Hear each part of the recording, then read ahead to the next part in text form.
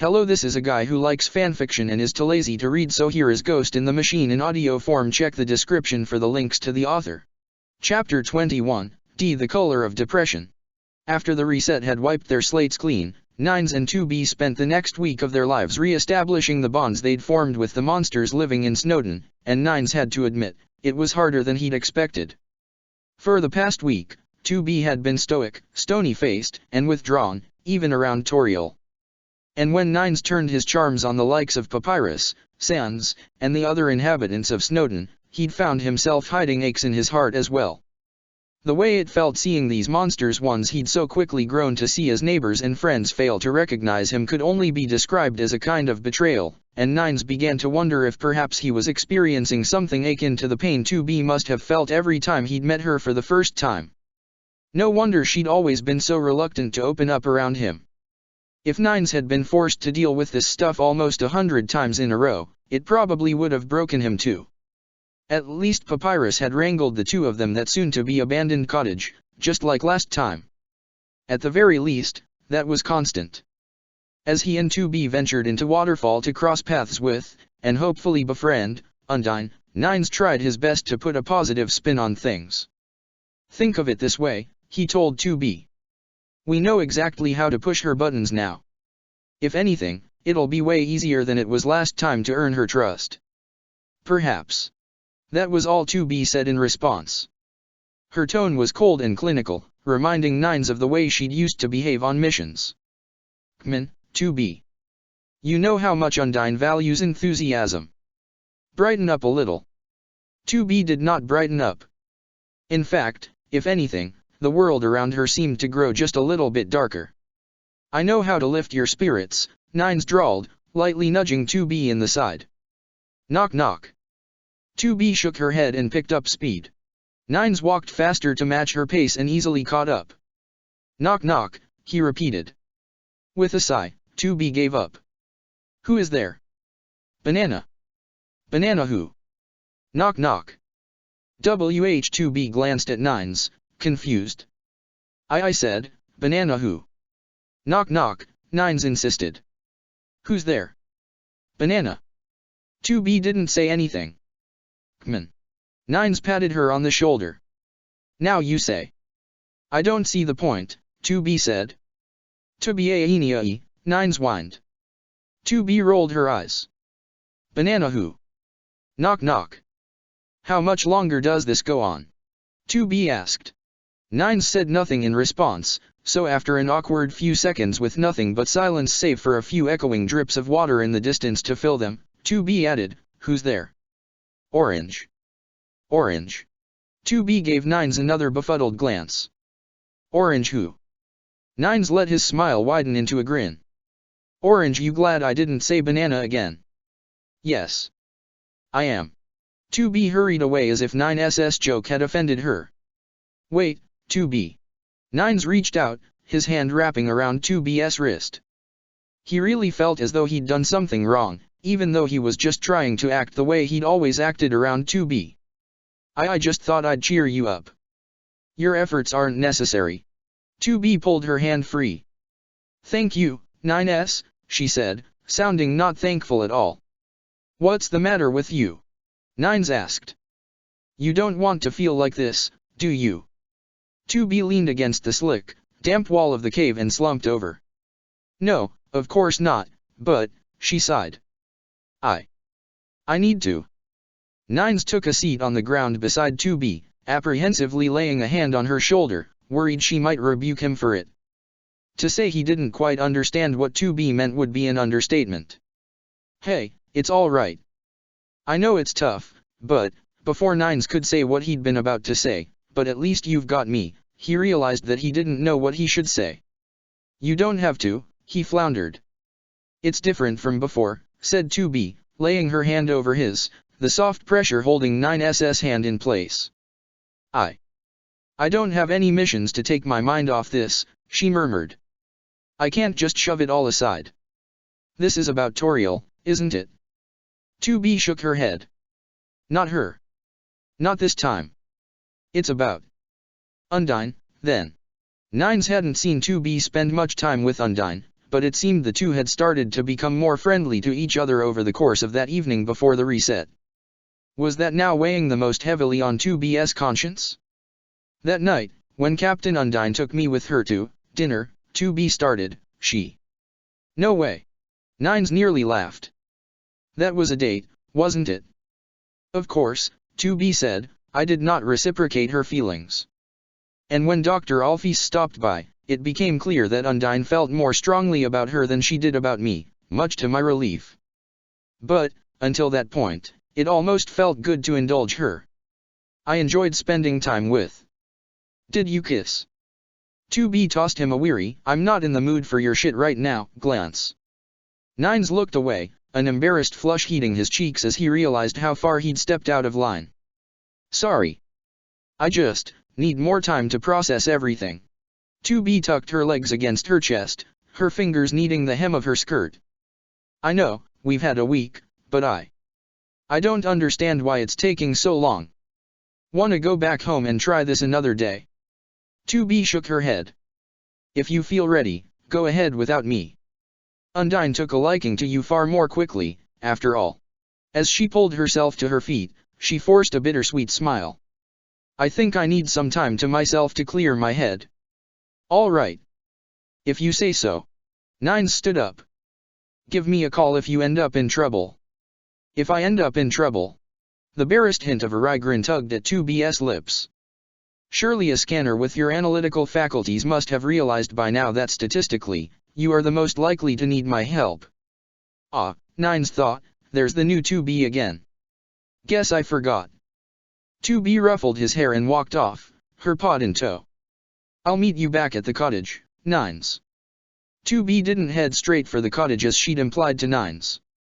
Instead, she found herself wandering the deeper, darker tunnels of Waterfall. She felt as though she were searching for something, but what she was searching for eluded her, as if that memory had been lost like everyone else's memories. Had she lost something in the reset? Had a part of her not been salvaged, despite everything else? What, or who did she expect to find? Pod 042 alerted her to a gathering of machine life forms on the periphery of her radar, hoping that perhaps destroying some machines like old times would help her clear her head. 2B drew closer, trudging through the damp tunnels. While she walked through the subterranean marshes, passing pools filled with luminescent algae and echo flowers whispering scattered wishes to the gem-studded ceiling, 2B could not help but ponder her battle with 6E, the scars still fresh on her mind even now, even a week later. 6E had referred to the people 2B had grown to care about as chains anchoring her heart. And when 2B thought about everyone whose lives and memories had vanished after the reset, she really did feel as though something heavy and smothering had wrapped itself around her black box, binding it in her chest. Perhaps people like her were meant to be alone, after all. It was only after a few minutes of hearing it that she remembered what the buzzing in her ear meant, and by the time she did, the rising cacophony made 2B feel as though the electrical currents running through her circuitry were swimming through mud. She pressed her hands to her ears in a vain attempt to block out the sound, panting as the synthetic muscles in her chest tightened around her lungs and shortened her breath. The memory heads that demmed scatterbrain of a doctor hadn't fed them, and their psychic distortion, detectable only by synthetic life forms, was at full strength. 2B collapsed to her knees, her breath catching in her throat, the world flickering and swimming around her as everything started to go dark, fearing that in just a few minutes she'd become like the shambling, incoherent machine life forms that wandered these tunnels. Pod 042 announced something, its cool and collected voice swallowed up by the sound of a dozen swirling tortured souls babbling in unison. Pod 042, 2B choked out, help me get to C-call NINI. Miss 2B. 2B woke up, her head miraculously clear, and saw the featureless, moonish face of a stubby machine looking down at her, its blinking optical sensors glowing green. Her fight-or-flight instincts flared up and she pulled herself off the ground, drawing her sword. The stubby let out a frightened wail and backed away, holding its long, spindly arms over its face. Don't hurt me, Miss 2B. 2B's fingers fell away from the hilt of the virtuous contract. Asriel, is that you? Asriel's eyes grew just a little brighter. Miss 2B, he bleated. I've been looking all over for you. He remembers the reset, too? 2B thought, shocked. Pod 042 curled its grasping claws around 2B's shoulders to help her stagger to her feet. Statement: when this machine life form drew near, this support unit would have intervened, it said. However, this unit felt an unexplainable need to spare its life. 2B patted the pod on its silvery hull. Good decision, Pod 042. This is Asriel. He is not a hostile machine. Taking inventory of her surroundings, 2B realized she was just a few meters away from where she'd collapsed. A smooth trail led through the mud covering the ground leading up to where she stood, and a hand raised to the back of her head to feel mud caking her silvery white hair confirmed what she'd suspected. She had collapsed due to the mental strain, and someone likely Asriel had dragged her out of the memory head's range. You saved me, didn't you, Asriel? 2B asked, patting the poor machine on the head. Asriel nodded. I'm trying to mark off where the voices start, he told her, pointing at a line of white chalk running up the wall near where 2B stood, so that people don't wander in and get hurt. You should pay attention next time, dragging you out was really dangerous. I am sorry. I'll keep a closer eye on my surroundings from here on out. 2B stared intently at Asriel, feeling something about him was out of place. Asriel, where's Emil? The machine looked around. He sniffled. 2B managed to rush to Asriel's side just as he began to bawl his optical sensors out. I woke up and he was gone, and I can't find him, Asriel sobbed, and I don't know how to get to Temi village. I've been looking for a week and I just keep getting more and more lost. I want my mom. 2B knelt down, patting the machine on his head. Don't cry. I miss him so much, Miss 2B, what if something happened to him? We'd just found one of his favorite flowers, too. What happened to us? What's going on?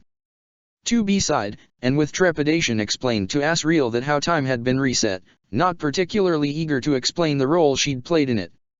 Oh. You messed up, Asriel moaned, forlorn.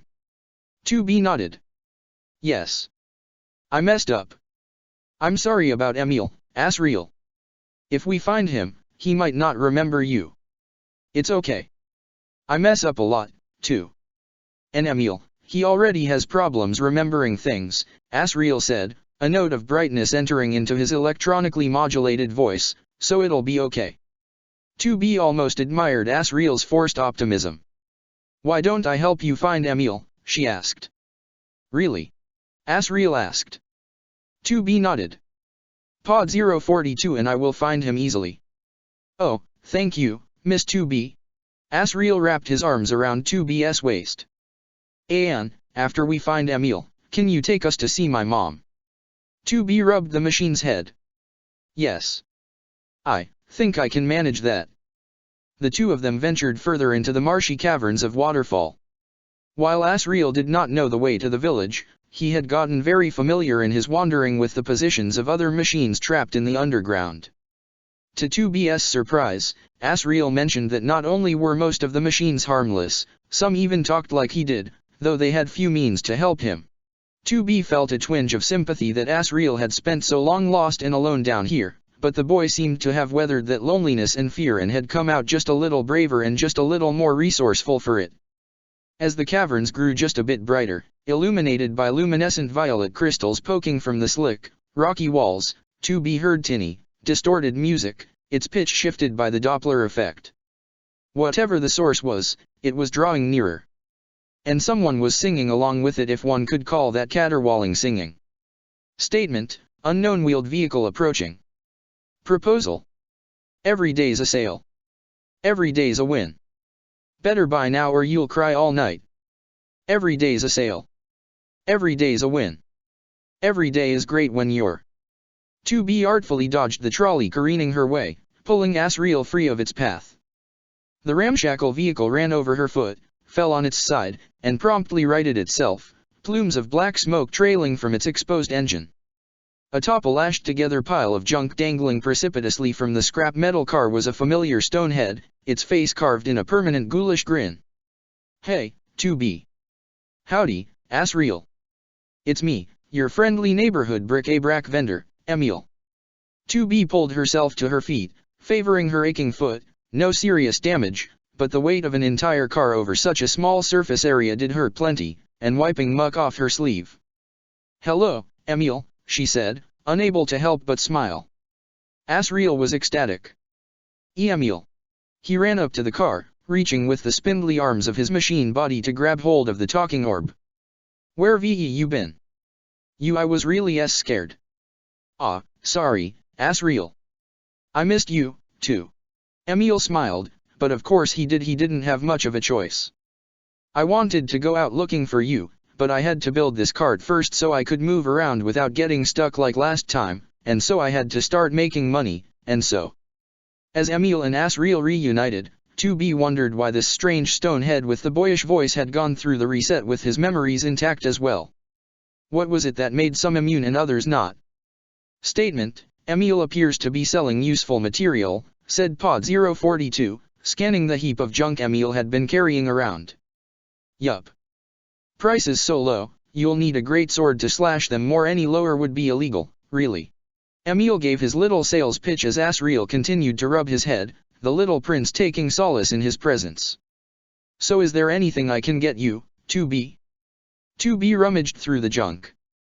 Emil seemed to have weapons of every type, armors, nothing anywhere close to as strong as her own chassis, though, and clothes, including a blue dress so skimpy it might as well have not existed at all.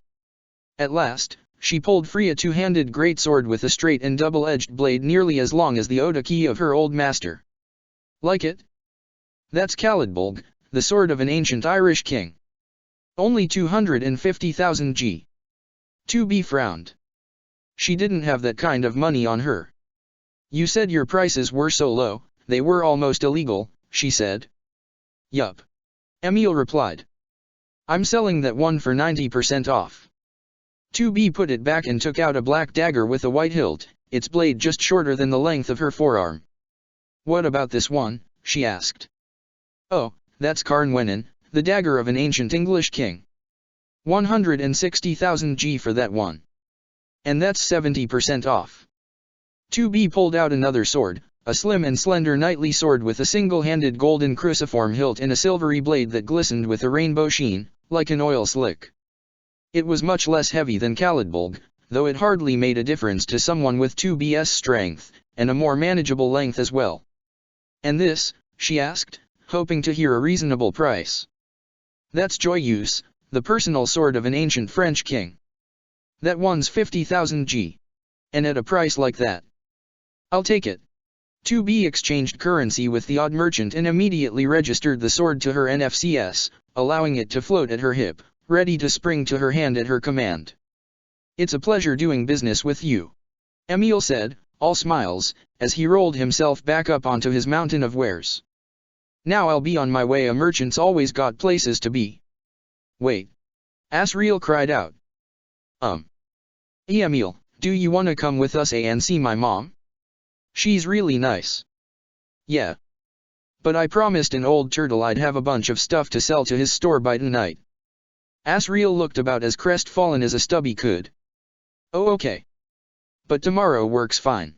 Emil started the car again, somehow, and backed away. "You'll know where to find me." Pod 042 nodded. Statement: Position of Emil marked on Unit 2B's HUD. 2B glanced at her radar and saw, to her surprise, a little icon shaped like Emil's face inching away from her position. "Yes, we will."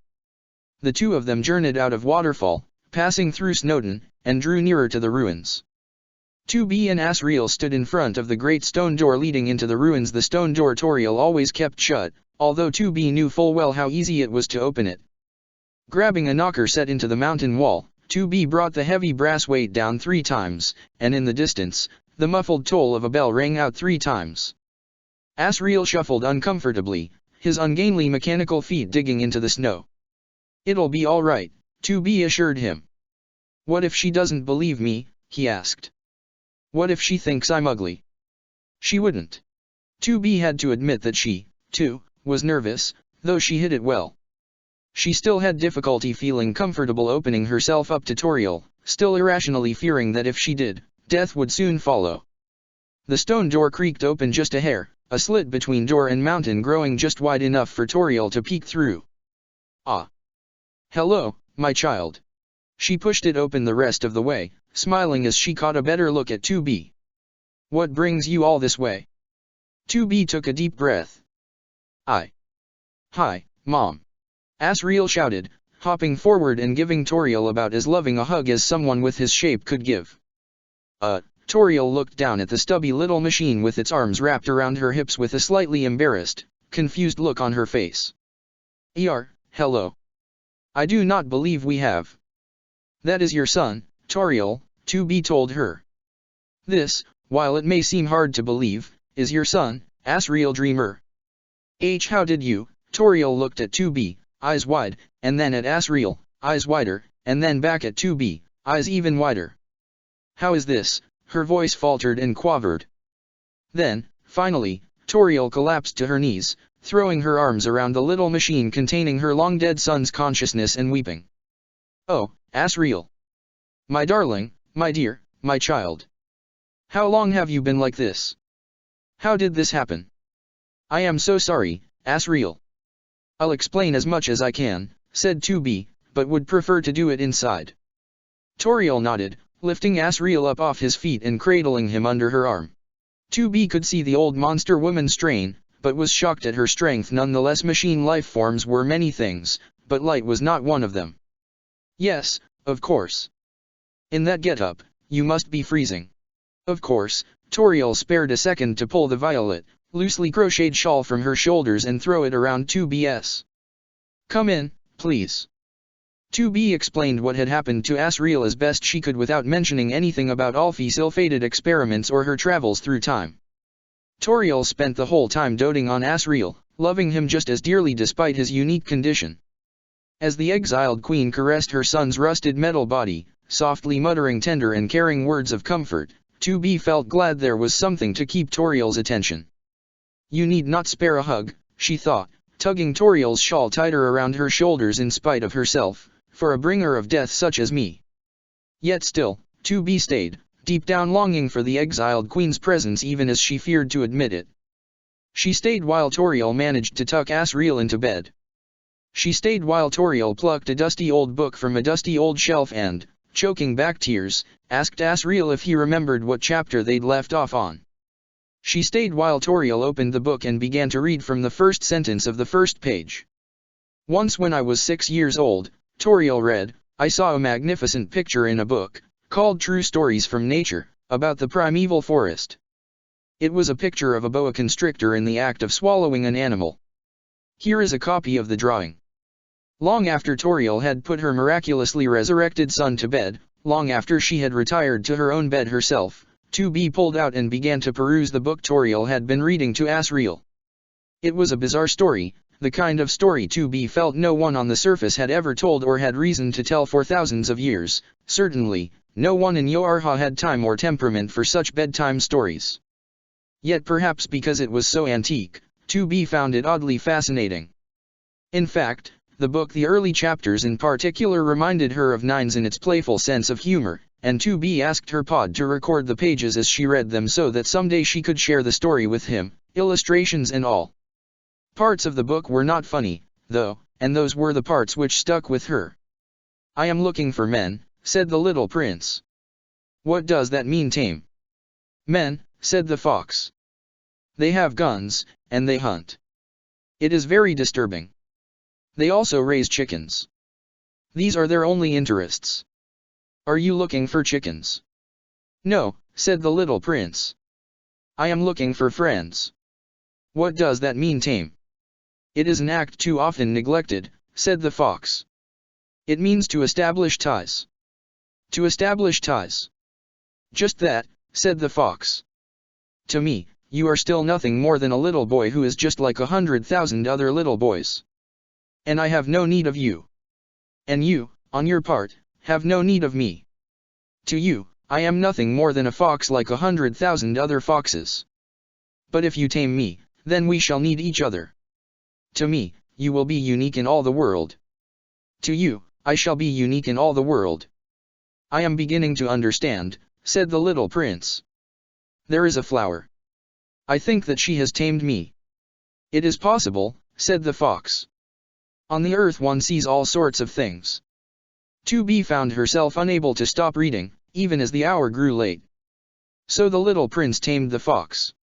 And when the hour of his departure drew near, "Ah," said the fox, "I shall cry." "It is your own fault," said the little prince. "I never wished you any sort of harm, but you wanted me to tame you." "Yes, that is so," said the fox. "But now you are going to cry," said the little prince. "Yes, that is so," said the fox. "Then it has done you no good at all?" "It has done me good," said the fox, "because of the color of the wheat fields." When she had finished that particular chapter, the one about the prince and the fox, 2B, possessed by some almost uncharacteristic sense of curiosity, or perhaps even awe, read and reread it several times, as if she could not believe the words as they appeared on those fragile paper pages and had to make sure she was not imagining them. "I do not eat bread. Wheat is of no use to me. The wheat fields have nothing to say to me. And that is sad. But you have hair that is the color of gold. Think how wonderful that will be when you have tamed me. The grain, which is also golden, will bring me back the thought of you." At long last, she set the book aside. For such a silly, whimsical story, a ludicrous story about a child who lived on a rock floating through space and a flower who spoke to him, it seemed somehow truer than all of the most factually accurate mission reports she'd ever read. Somehow, this absurd piece of fiction reflected the world better than anything else in the world. Nines discovered things like this book, remnants of the old world, all the time. Fantasy stories, poetry, simplistic books meant for unsophisticated children, in a world where there were no children, and everything in between. 2B had always considered such things unworthy of her time and his. If only she had known that in these frivolous works of art lay the answers to her heartache. Operation Befriend Undine had been a rousing success, or, at least, Nines felt as though it had.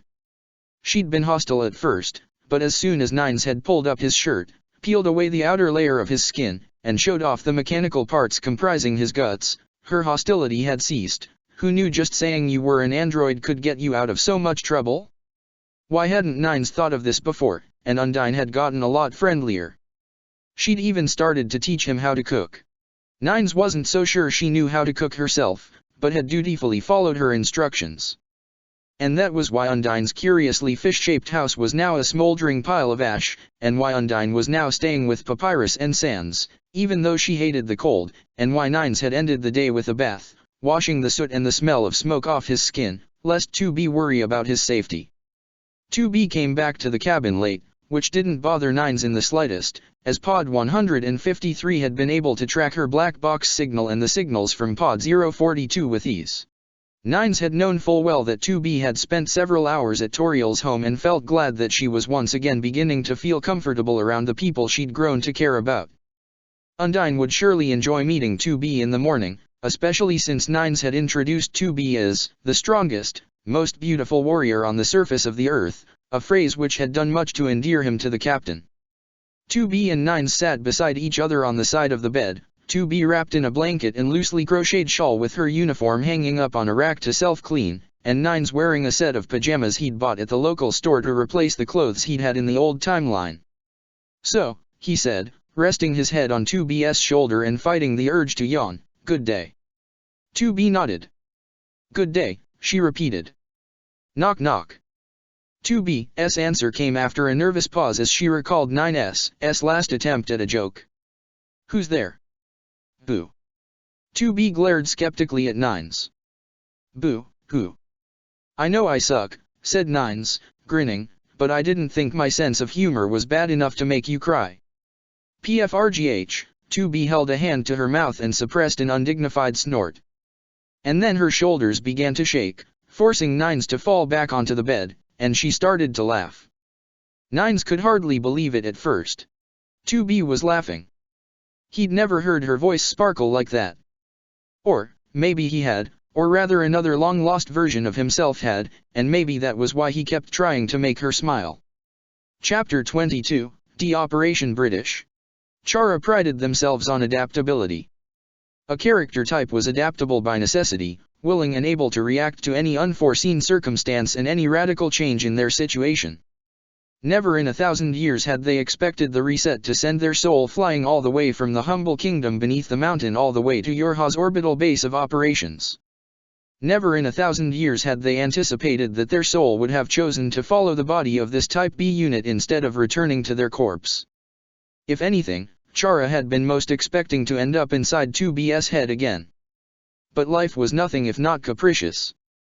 Chara had full control of the android designated 13B, well, almost full control.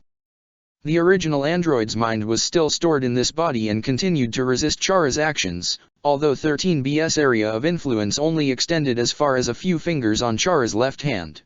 13B spent most of her time berating Chara inside their head as they adjusted to life on the bunker. The fight 13B put up actually made Chara glad their plan to take control of 2B's body had failed. 2B was nothing if not fiercely determined. Even if Chara had managed to place themselves in the driver's seat, 2B would likely have had very little trouble forcing them back out. So, Chara thought, acclimatizing to the monochrome halls, the sparse quarters, the legions of combat-ready androids in black uniforms, some of which 13B considered friends, this is what Yorha became. A recorded transmission from the so-called Council of Humanity echoed through the station and Chara nearly laughed at the farce. They really were going all out in the charade, weren't they? And they had Chara to thank for that. This drab, boring ring floating above the earth, this fortress of lies guarding a monument to nothing, this was what Chara had killed their own friends, their only friends, to create, so many years ago. It was hideous. Chara had spent about a week in the bunker and they hated it already. They belonged with the monsters, with their family, with the only people in the world worth caring about not here mingling with Yorha. They still had business to attend to in their old home. However, they supposed they would deign to stay here for the time being in the hopes that something useful would reveal itself to them. After all, given Floi's betrayal, their original plot had gone up in flames, and they needed to be prepared to launch their counterattack. So what are you? 13B asked as Chara glanced in the mirror and used a small pair of scissors to tidy up their hair. They'd given it a bit of a trim to keep in line with their original body, styling it into a short bob. 13B had not liked it. A machine intelligence? She spat. Were you created by the aliens? Are you some new type of logic virus? Heavens no, Chara replied. I despise the machines as much as you do. You can call me an apostate of the human gospel. Whatever you have planned for Yorha, it won't work. Chara's left hand jerked and spasmed as 13B asserted her defiance, the scissors flying through the air with them and leaving a thin, shallow cut across Chara's cheek, right under their left eye. Chara let silence fill the air as a dot of synthetic blood welled up from the cut.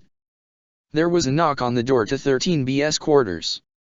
Chara suppressed the twitch in their fingers, laid down their scissors, wiped the blood from their cheek, and went to the door, letting it slide open. On the other side stood two combat androids, one with a thin face, close-cropped black hair, and an elegant dress the same as what 13B and 2B wore, and one with sharp, hawkish features, long, wavy red hair, and a black cloak. 7B and 5E, two close friends of 13B who wouldn't leave Chara alone. They were talkative, or at least 5E was, troublesome, and above all, annoying, and Chara was rusty and out of practice. Both androids knew 13B too well. 5E was an executioner who'd met 13B while stranded in a machine-occupied desert. The two had escaped by the skin of their teeth to a resistance camp and had since then become all but inseparable. As for 7B, Chara couldn't help but find themselves glancing at 7B's breasts, hints of her bare skin exposed by the ornate keyhole pattern cut into her uniform, and knew even without pawing through 13B's memories that 13B was quite infatuated with her. Hey! Whoever you are, don't look at her like that. You creep. 13B shouted at Chara. Hey, 13. 5E planted her hands on her hips. Ready to head out? Let's not keep the boys in the hangar waiting. Of course, Chara said. Lead the way, you two. Well, Chara told 13B as they walked through the bunker behind the other two soldiers, isn't this fortuitous? You've been assigned to a mission with your best friend and your crush. If you do anything to hurt them, 13B snarled. I'll. And why on earth would I do that? Chara asked. Or, do you want to give me a reason to hurt them? 13B was silent. Chara's few disobedient fingers came back under their control. That's a good girl. Hey, 13. 5E patted Chara on the shoulder. You kinda spaced out there. Something wrong? Oh, Chara cleared their throat. Nervous, I suppose. Yeah. 5E laughed, tossing her auburn hair over her shoulder. It's not often we all get to go on missions together. She drew closer and whispered in Chara's ear, raising a hand to hide her mouth. Might just have that opportunity to ask out 7B, huh? The thought hadn't even crossed my mind. Huh? You sure you're okay? 5E asked. I'm perfectly fine, Chara insisted. Although I haven't quite been feeling like myself lately, they thought with an inward chuckle. Whatever you're planning, 13B said, you'll never get away with it. They'll see through you in a second. You're not even trying to act like me. 7B glanced back at Chara over her shoulder, her beady eyes smoldering. 13B. You're taking point on Operation British. Aren't you? Chara shrugged. I guess. You two have been briefed, haven't you? 5E shook her head. We just know we'll be in low Earth orbit for it. Commander trusts you to fill us in, I guess. Chara wrapped their visor over their eyes and pulled up 13B's mission logs on the HUD. Operation British. Controlled destabilization of an abandoned machine weapons platform from the First Machine War, they summarized. If all goes as planned, the largest fragments will fall into the Earth's atmosphere and collide with a machine factory on the southern coast of Australia. So we just have to push it over. 5E asked, the excitement beginning to fade from her face. Any hostiles? 5E? The word, abandoned. Does it mean anything to you? 7B asked. Who knows? It might have active self-defense systems, even now. Chara looked through the rest of 13B's logs to piece together more information. The satellite drifted into a shoal zone quite some time ago, making maneuverability difficult. Chances of successfully and accurately hitting our target are about 17%. 7B cracked her knuckles. Oh. Good. A challenge. As the trio passed a bank of black refrigerator-sized access terminals lined up against the corridor's pristine white walls, 5E broke away from Chara. Excuse me, girls. Gotta back up. 7B crossed her arms and shook her head. Now, 5E? You should have done it in your quarters. Like a sensible person. Yeah, 5E said, hooking herself up to the terminal through an access port on the back of her neck obscured by her long hair, but then if I die, I won't remember the past 5 minutes. 7B suppressed a groan and tapped her foot impatiently while 5E uploaded a copy of her consciousness to the bunker's server. The backup system truly was ingenious. When their masters had laid the groundwork for Yorha, Chara had never imagined they'd live to see such a system come to fruition. Well, technically, they hadn't. 7B glanced at Chara, who tried their best to look flustered under her gaze. And you? 13B. Oh, I was a good girl and backed up in my quarters, Chara replied with a sly grin. Like a sensible person. You see. 7B smiled a bit at Chara's playful imitation of her terse speaking patterns, and 13B fumed to herself inside her mental prison, evidently upset that Chara was doing a better job of flirting with 7B than she'd ever been able to do. As 5E pulled away from the access terminal, Chara took her place. Excuse me, I just have to check on something. A life lived under that mountain with technology so many thousands of years behind what was possible on the surface had taught them a lot about low-tech ways to exploit computer systems. And their work so long ago with Yorha's architects had left them very well informed regarding the blueprints of devices like these. Emitting a long and complex series of hypersonic tones, Chara tricked the terminal into allowing them root access, displaying a list of recently updated Android image files on their HUD. 5E was at the top, of course, with 7B's a few entries further down. How the hell did you do that? 13B gasped. That I don't have a hacking module, you can't. The most advanced technology, Chara explained, is all too often vulnerable to the most primitive of tricks.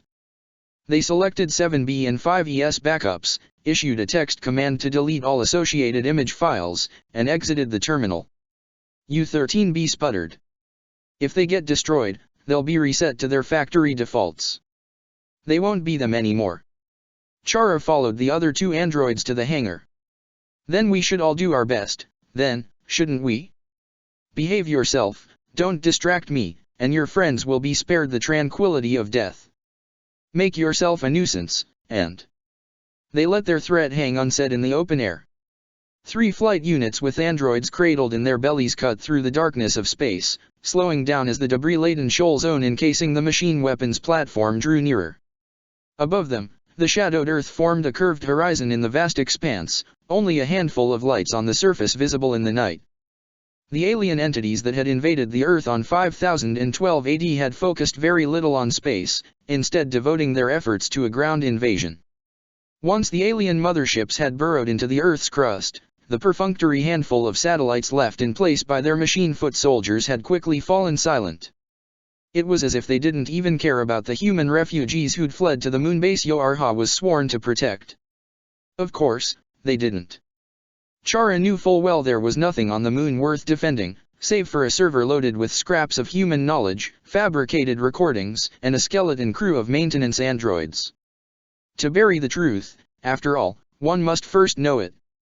And the truth was that after the pandemic that had swept the Earth in the mid-21st century and the complete and utter failure of Project Gestalt thousands of years later, no human being would ever walk the surface of the Earth or any other celestial body.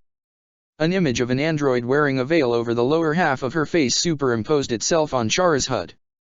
13B, this is 870. You're getting close to the target.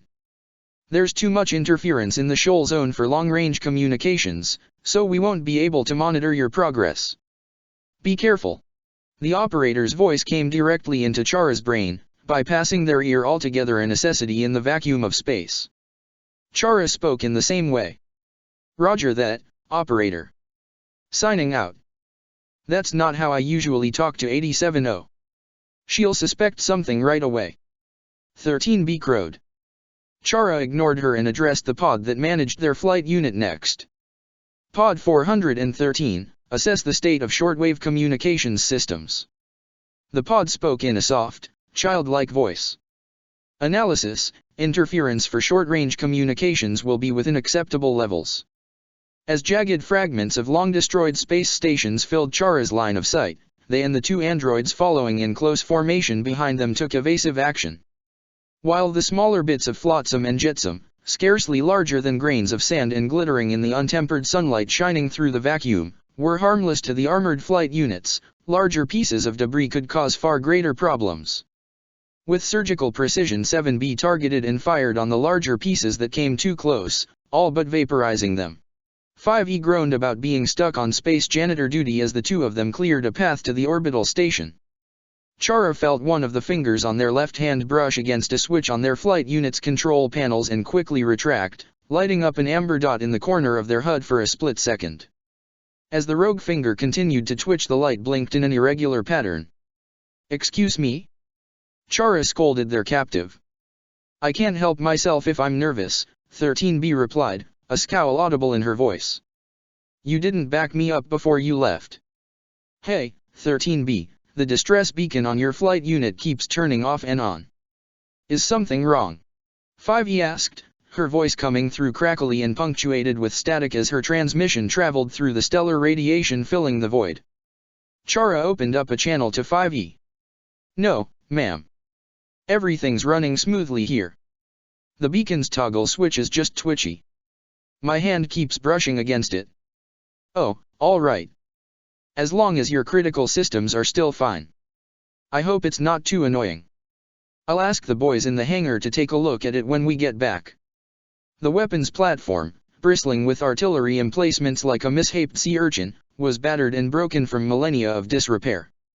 Patches of its hull had flaked off, revealing skeletal scaffolding. Some of the debris comprising the shoal zone it had drifted into had come from its own body. The closer the three androids came to the satellite, the more gargantuan it grew. Its disrepair showed that the spiny shell had been constructed around an asteroid a little under 2 kilometers in diameter.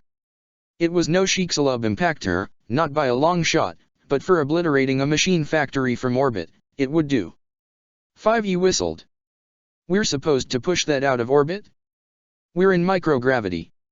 A simple push would be enough, 7B chimed in. Right, girls, let's get to work. Chara transitioned from flight mode to attack mode, the flight unit elegantly unfolding into its more humanoid configuration, and touched down on the surface of the weapons platform.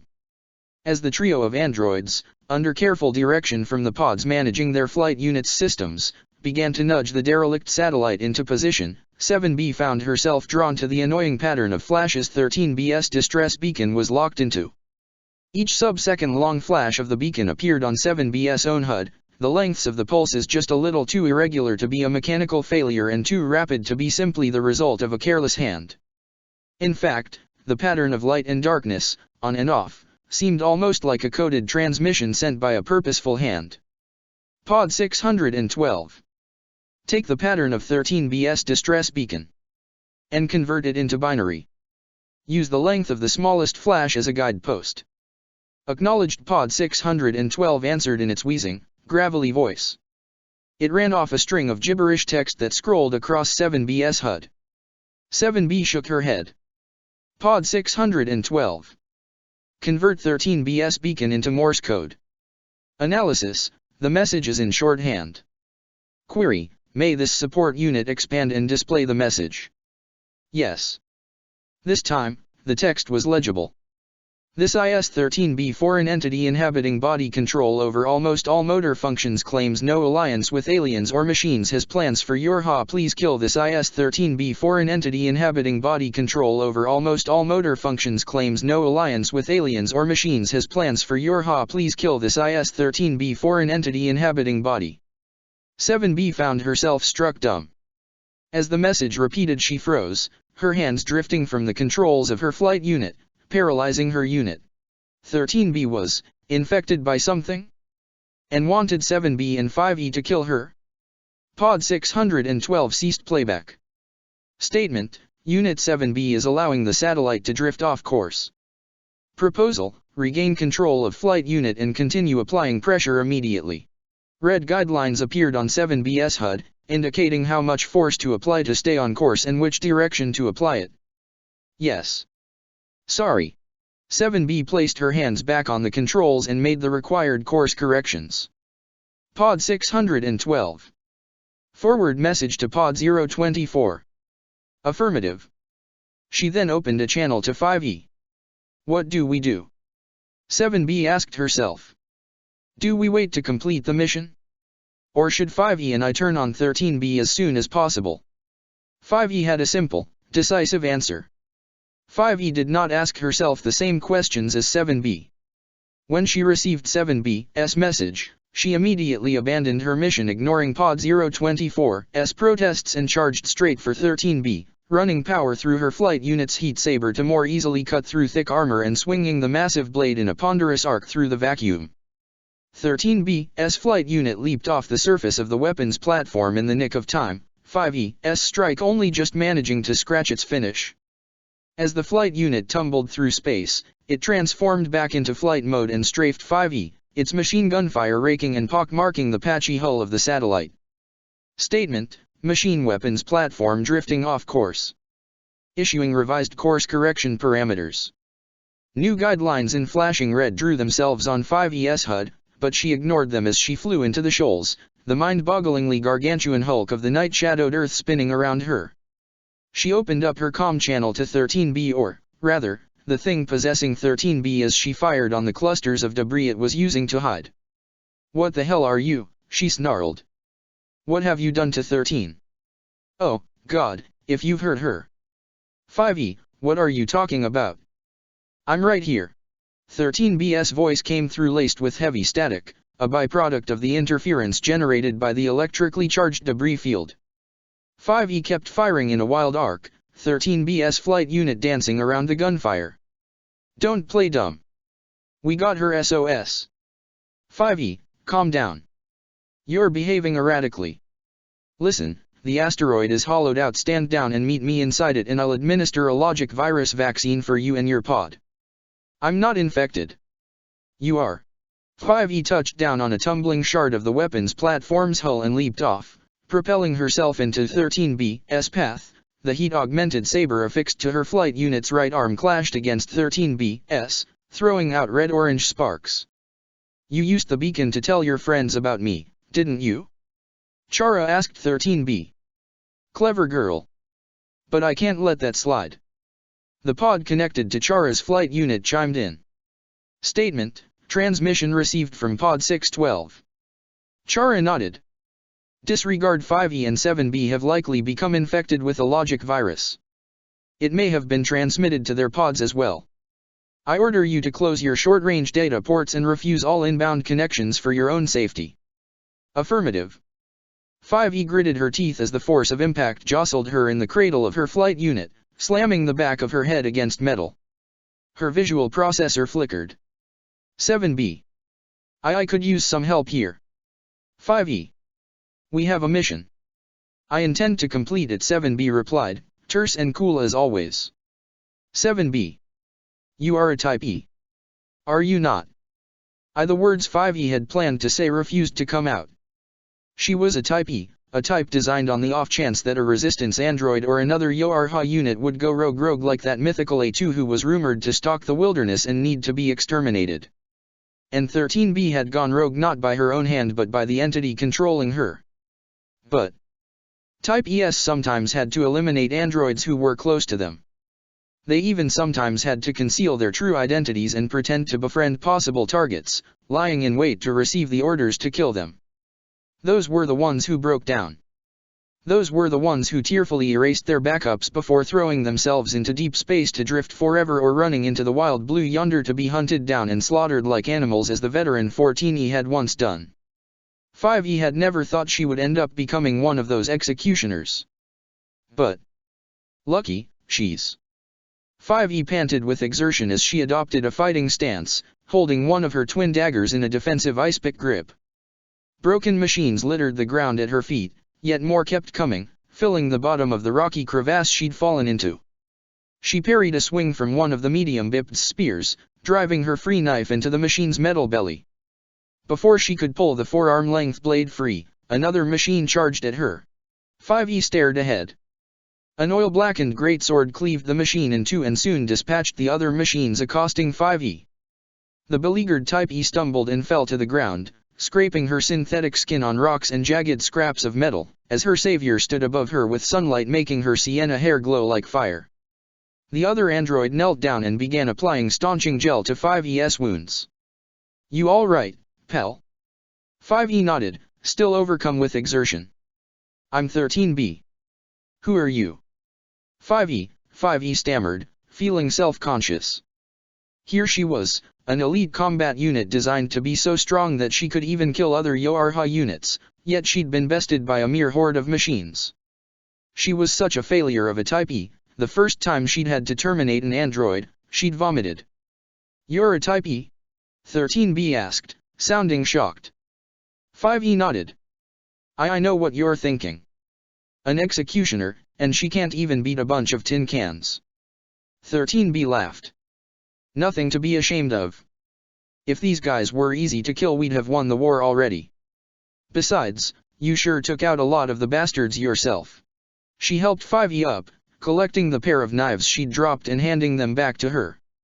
Most people call me 13. Need my help getting back to the camp. 5E gratefully took back her knives and nodded. Thanks, 13. Nice to meet you. And my pals call me Lucky 13, or just Lucky. Oh. 5E smiled. Thanks, Lucky. From that day onward 13B and 5E were thick as thieves, close enough that they could have been sisters, sharing in laughter and in tears, in victory and defeat, in love and in heartbreak. 13B's heat saber tore through the sword arm of 5E's flight unit, severing it. 5E retreated, firing off a volley of missiles as she shifted back into flight mode. The loss of an arm would have left the flight unit ungainly and unbalanced if she were in Earth's atmosphere. In space, with no air resistance, it made little difference. However, it left her with one less weapon. 13B's flight unit retreated as well as the volley of missiles twisted and weaved through the vacuum of space, some impacting against large debris fragments, others zeroing in on the flight unit. White trails of exhaust particles from the missiles hung in the vacuum, ghostly fingers tracing the trajectory of the projectiles. Chara strained to maneuver their flight unit as 5E's missile salvo doggedly pursued them. Combat in space was a far greater challenge than they'd expected. They had never realized how much they relied on audio cues when fighting, and in the vacuum of space, even the wildest struggle produced nothing but silence. 5E, this is your last warning. Chara let a panicked tremolo enter their transmitted voice. All theater, of course. Your logic systems are compromised. Let me help you. Stop it. Don't you dare hurt her. 13B protested. Lucky, please. 5E shouted. You have to fight back. A stray missile impacted on Chara's left wing, obliterating it in one of the flight unit's machine gun batteries with it. They flew back toward the weapons platform, swinging around one of the satellite's derelict artillery cannons. The flight unit's spindly feet punctured the patchy hull of the satellite and anchored the unit as Chara tugged on the cannon. Pod 413, authorize hacking and target this artillery battery. Hacking authorized. Access to artillery battery controls granted. The pod dutifully rerouted the controls, giving Chara control over the cannon they'd seized. 5E dive-bombed Chara, salvos of bullets dancing around Chara's feet but not coming close to the delicate center of the flight unit. Of course, she was trying to take 13B alive. She hadn't realized yet that no matter what her relationship was to 13B, here, they were enemies. As 5E came closer, Chara noticed out of the corner of their eye an enemy honing in on them at 6 o'clock, nothing but a blip on their radar to give away the attacker's position.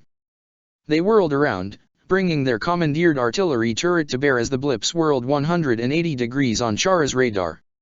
A lance of searing hot plasma spewed from the old and battered turret in a wild and uncontrolled spray, piercing the chest of 7B's flight unit and instantly vaporizing the android cradled inside. 5E couldn't help but let out a silent gasp as what remained of 7B's flight unit tumbled off the derelict weapons platform and into empty space, joining the rest of the wreckage floating in low Earth orbit around the satellite. Pod 024, open up a channel to Unit 7B, she cried out. Statement, transmission failed. 7B's black box signal is no longer detectable. 5E had never really liked 7B all that much and didn't know what 13B had seen in her, other than her well-endowed physique, but regardless of her feelings, 5E knew that she had borne witness to an evil act. She let out a silent scream of rage, clutching the controls of her flight unit in an iron grip and firing everything she had at 13B's flight unit. That evil creature.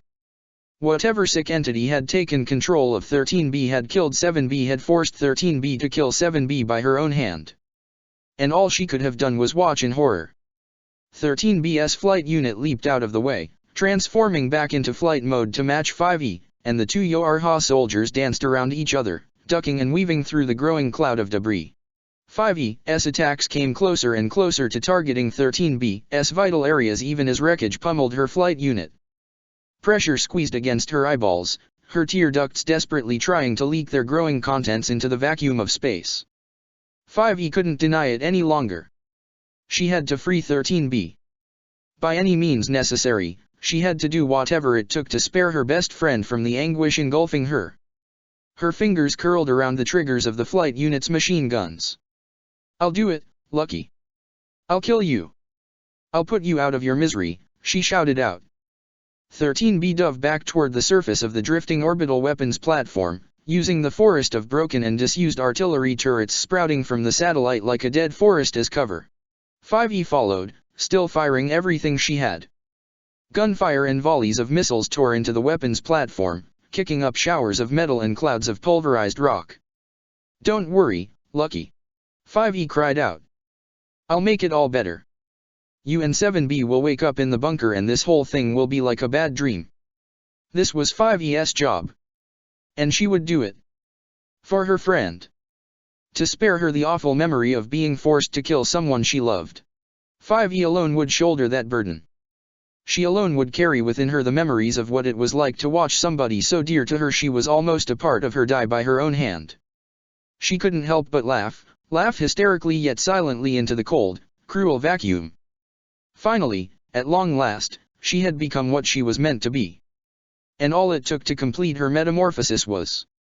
It's okay, Lucky. I'm going to kill you, Lucky 13. No. Please, God, no, stop. 13B cried out from their helpless position within Chara's head. The fingers on Chara's left hand scrabbled uselessly against the flight unit's controls as 13B tried in vain to exert all the control she had over her own body. It wasn't enough to cause anything other than a minor inconvenience to Chara.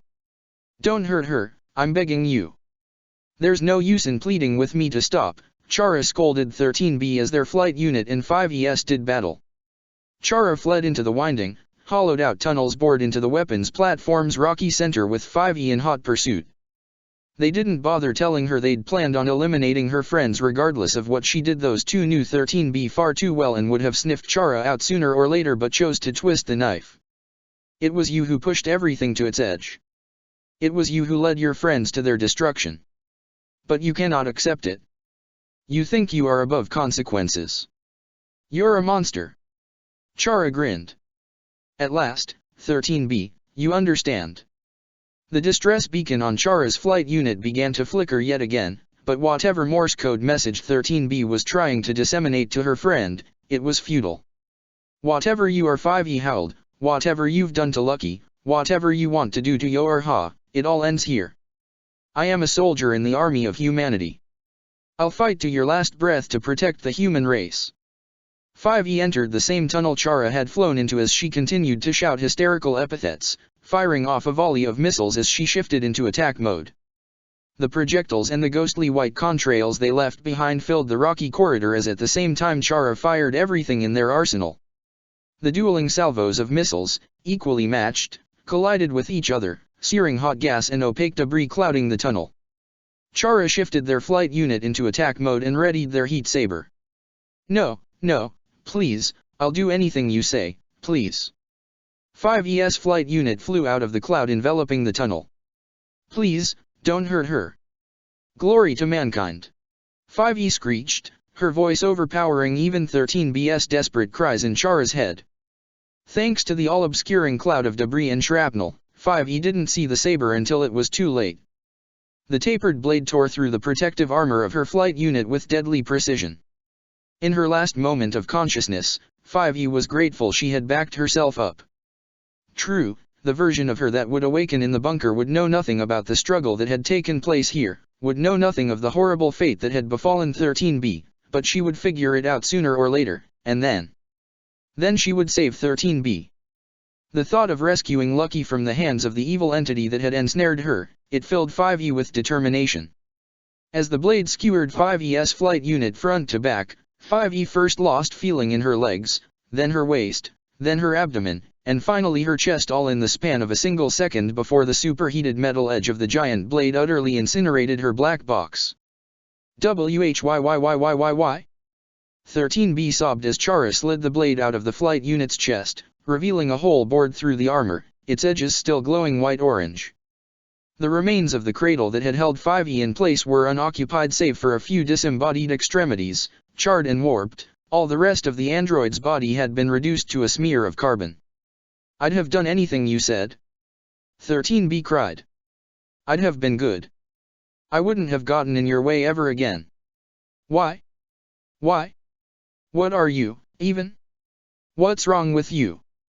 13B's mental shouts and pleas broke down and devolved into agonized, wordless wails as Chara returned to the surface of the weapons platform and began to carefully adjust the satellite's trajectory, following their pod's instructions to the letter. Chara left the weapons platform behind as it slipped, slowly but inexorably, toward the earth. 13B kept screaming and crying all the way, filling Chara's head with an awful cacophony of misery as she wept like a child who'd learned about death for the first time. Functional immortality had left these androids naive and spoiled. By the time Chara returned to the bunker and landed their battered flight unit in the hangar bay, 13B had finally fallen silent. You wanted to know what I am, Lucky 13? Chara asked as they let the flight unit unfold around them and drop them to the floor of the hangar. The technicians nearby took one look at the damage incurred and groaned, some throwing up their hands in dismay. I am Chara, they told 13B, not sure if she was even listening.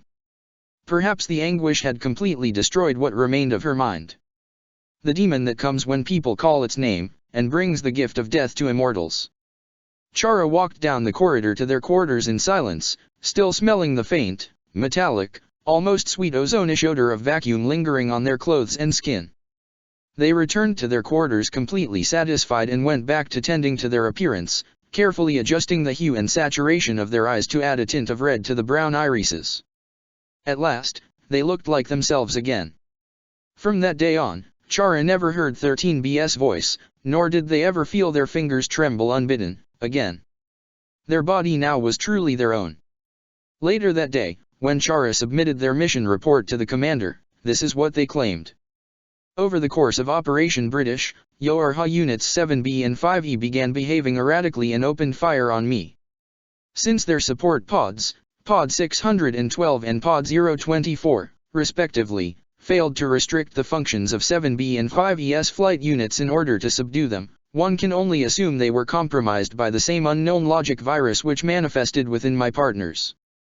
After a pitched battle, I neutralized both units and resumed the task at hand alone, repositioning the weapons platform into an unstable orbit as directed to ensure its intended trajectory.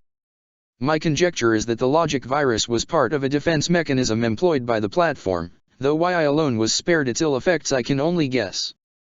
Chapter 23, D. The True Heroine. The next morning, 2B found herself consumed by worry. It wasn't that anything was wrong. It was that there wasn't anything wrong. The last time she'd felt this good, it had been the morning of the day 6E had reared her ugly head. As she chopped firewood for the town's communal cache, 2B tried to focus on the amber half-sunlight providing the monsters who lived in this sleepy, snowy town with a semblance of dawn, to appreciate the way the fresh and untrodden snowdrifts glistened and sparkled, to lose herself in the brisk and biting cold breeze which heralded the upcoming blizzard. But something bad was going to happen. 2B just knew it. Pod 042, she asked idly as the support unit floated over her shoulder, do you have a bad feeling about today? Or is it just me? Statement, current weather patterns indicate a growing cold front approaching this town. There will likely be a severe blizzard passing over this town as early as late afternoon. You are merely unconsciously picking up on subtle clues in the atmospheric pressure and temperature to arrive at the same conclusion. Thank you, Pod 042. As the virtuous contract sliced through another log, 2B sighed. There is nothing to be concerned about here. The danger has passed. Or would 6E arrive again in just a few short days, bringing ruin upon this fragile world yet again? 2B set another log atop the severed tree stump which served her as a cutting board, raised her sword above her head. And a crackling spear of turquoise lightning tore through the log, leaving two smoking, jagged, blackened halves as the spearhead embedded itself in the stump. Undine. 2B whirled around to face the direction of the attack. And there she was. The captain of the Royal Guard, wrapped in a thick, white fur cloak that rendered her nearly invisible against the snow, save for the brilliant blue sheen of her scales and the fiery mane of red hair flowing in a long ponytail over her shoulder. And there was a crowd of monsters behind her. It looked to be nearly half the town. Why you? Yorha Unit 2B. Undine raised her fist in the air and then leveled an accusing finger at 2B's chest. I was informed by your brother that a warrior from the SSS surface dwelt here, stronger and more beautiful than any of her KKK kind. Nines said I was the strongest and most beautiful android in the world. 2B thought, oddly flattered. Undine turned to her entourage, her teeth still chattering from the cold. Look upon her. This is an android SSS soldier, created by humanity to wage its wars. 2B felt her hopes sink. Had Nines failed to befriend her, as he'd thought? Of course, she could beat Undine in a fight if it came to that, but she didn't want to fight Undine.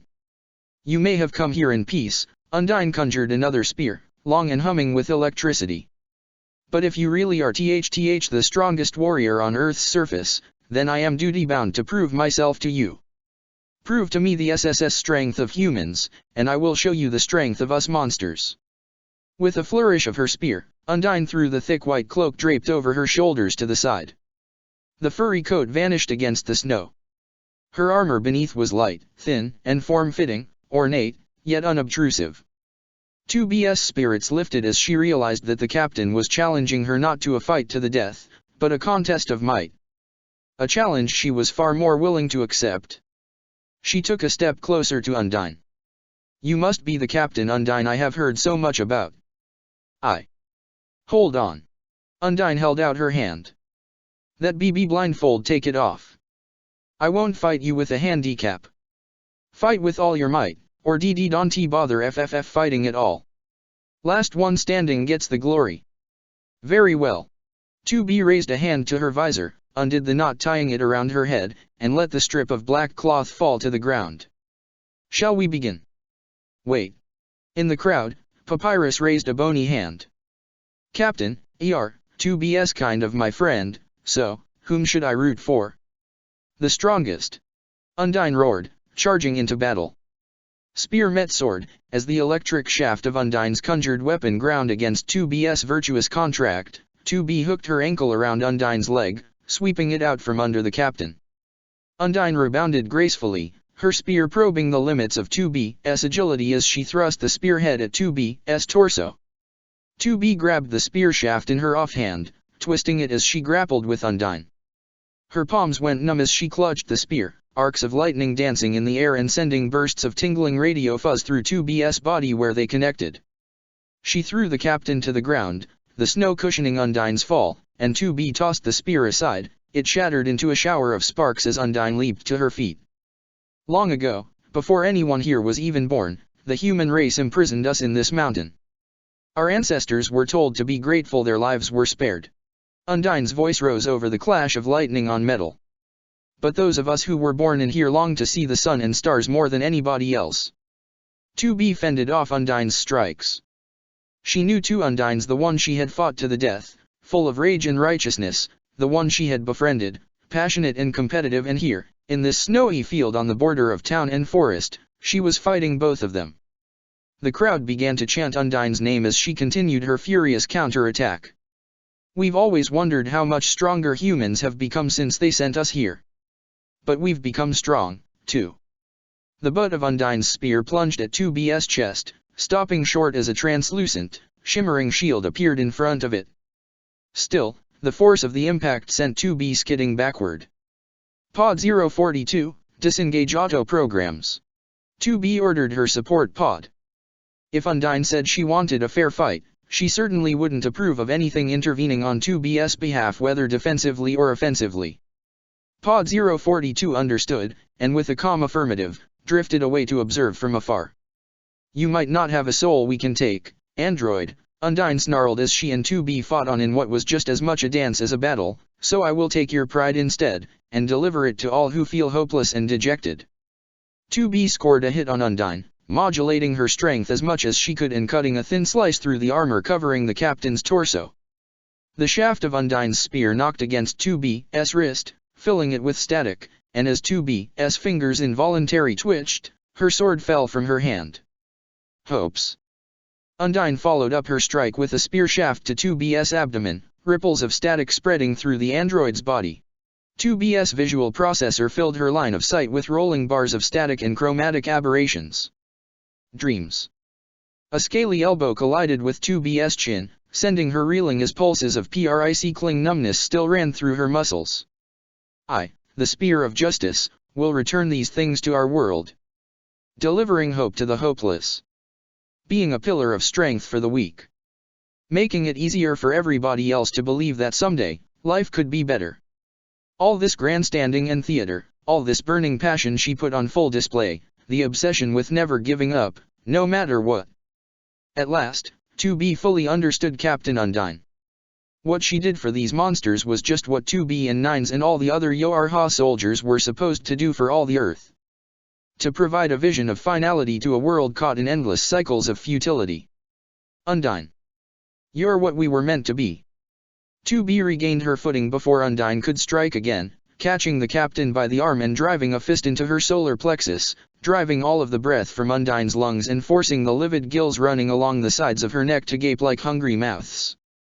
2B still didn't have much experience fighting organic life forms, but when she saw the slits on Undyne's neck flare open, she knew better than to let an opening go to waste, and with the side of her open palm delivered a chop to Undyne's gills. The captain dropped like a bag full of scrap metal, too breathless to shout out.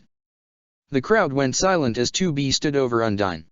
2B let air creep back into her emptied lungs and static fade from her senses. Undyne stood back up, panting for breath, and the crowd began to cheer once more. A dirty trick, she gasped with a yellowed, fangsome grin.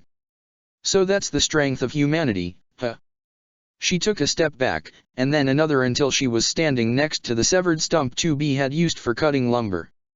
Undyne reached down, dug her fingers into the wood, and with a fin-to-fin grin and a mighty roar ripped the stump out of the ground, roots and all, holding it triumphantly above her head as clods of dirt trickled from the exposed roots down to her fiery hair. Her eye twitched involuntarily. "No tricks," she shouted out, her breath clouding the air. "Just speed and strength. Fight like a monster, Unit 2B." The stump sailed through the air. 2B called the Joyeuse to her hand, and with her new sword glittering in many colors in the morning light diced the projectile. Undyne was right behind it and with 2 spears threw herself into combat once more. A strike, a thrust, a parry, a riposte, flesh, feint, remise, attack, advance, disengage. Sparks and flurries of snow danced in the air between monster and android, the sparks from Undyne's spears hot, the snow kicked into the air by the agile footwork of the 2 combatants bitter cold. 2B's heel snagged on something invisible white, but not snow, lying in wait on the ground. Undyne's cloak. She snatched it up and threw it in the air between herself and Undyne, then thrust through it with her sword. It was a killing stroke, but not to Undyne. The captain was too good, and 2B knew it. The Joyeuse met only air. Exhilaration rushed through 2B's body, filling her brain with endorphins. This wasn't a battle for survival. It wasn't about completing a mission. It wasn't even about training. It was unlike any fight 2B had been in before. It was a spectacle, a performance, a dance. It was fun. The glimmer in Undyne's single exposed eye as she and 2B, their weapons locked around each other's, pulled each other closer. Bright, almost joyous. She was having fun, too. Undyne began to laugh. "You're good, 2B." The 2 combatants broke away from each other. Undyne struck the ground and a grove of lightning spears burst from the snow, blue arcs of electricity dancing between plumes of snow. One spearhead on its ascent cut across 2B's bare thigh, driving all feeling from her leg. 2B stumbled and drove the Joyeuse into the frozen ground for support as her right leg dangled, limp and devoid of feeling. The blade just sank too deep, too easily, for it to act as a crutch. An emerald glow crept up her body, merely a formality at this point, or at least until she regained the use of her left leg, but at least it kept her upright. Undyne drew back her arm and threw a spear like a javelin, with reflexes as quick as the electric arcs that coursed from Undyne's weaponry. 2B snatched the spear out of the air in front of her.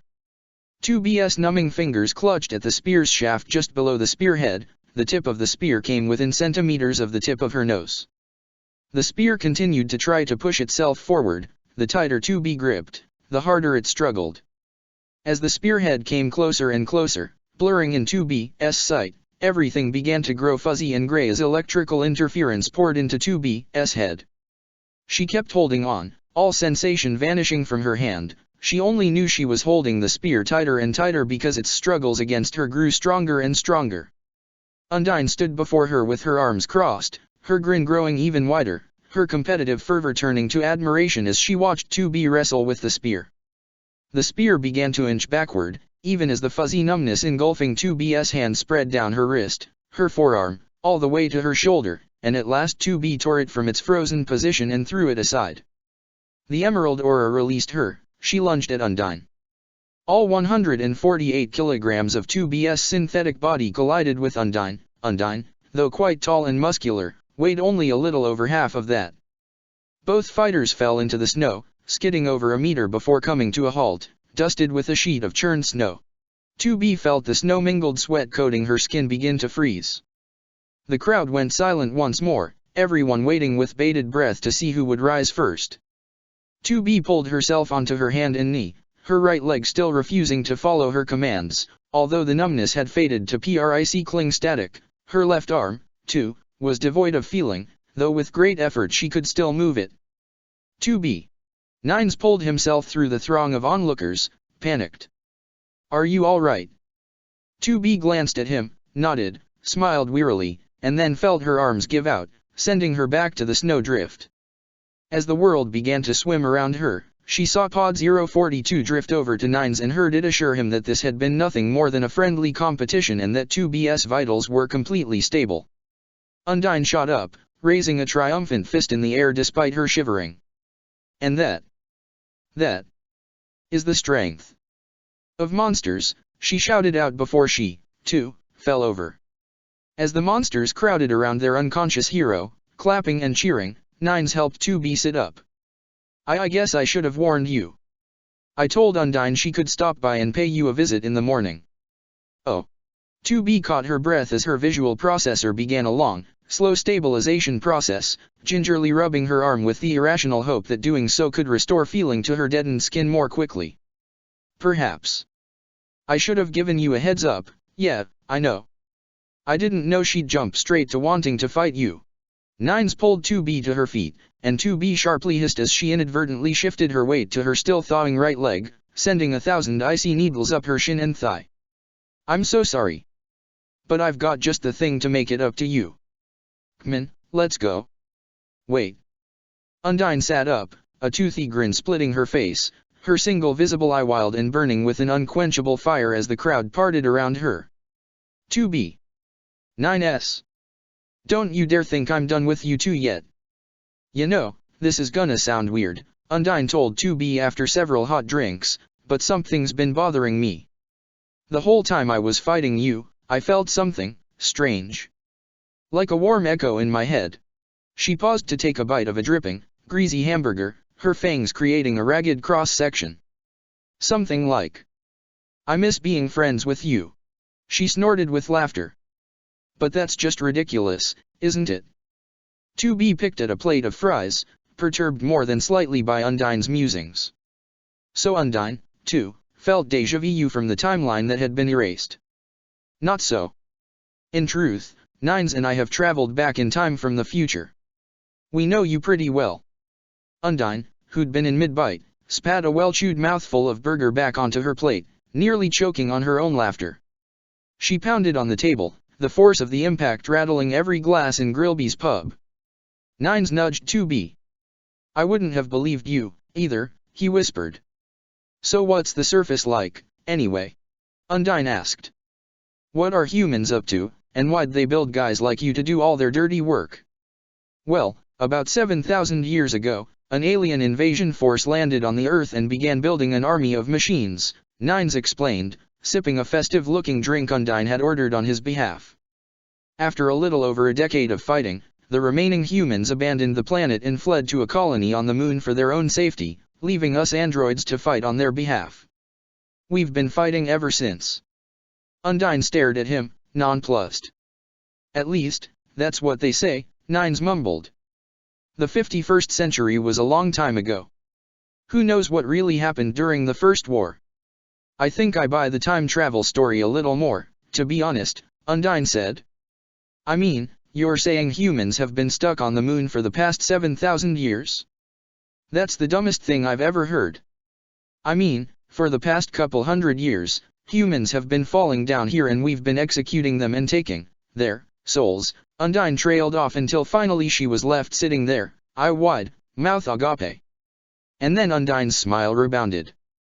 Nah, she said, your story is just bullshit. Heh. Humans on the moon. Undyne returned to her meal. So, she said, mumbling through a mouthful of beef, you guys really like living in Snowdon? It's so cold out here. Our model types are rated for full efficiency in temperatures ranging from -40 degrees to 100 degrees centigrade, 2B explained. Look, no offense to the great people who live here, like Papyrus, and the Dogi, and Grillby, but if there's a nowhere, you guys are in the middle of it out here. Come on, you're these android samurai warriors. From space. Like something out of one of Alphys' animes. If this was the middle of nowhere, then 2B supposed nowhere was not a bad place to be. So why move in with Papyrus and Sans? Nines asked. Undyne shrugged. 'Cause they're friends. And I mean, I can deal with Snowdon until I find a new place to live. What happened to your house? 2B asked. Nines looked sheepish. We kind of, accidentally set it on fire, Undyne finished. We just got carried away. I don't know how Papyrus does it, really. His spaghetti never comes out so incendiary.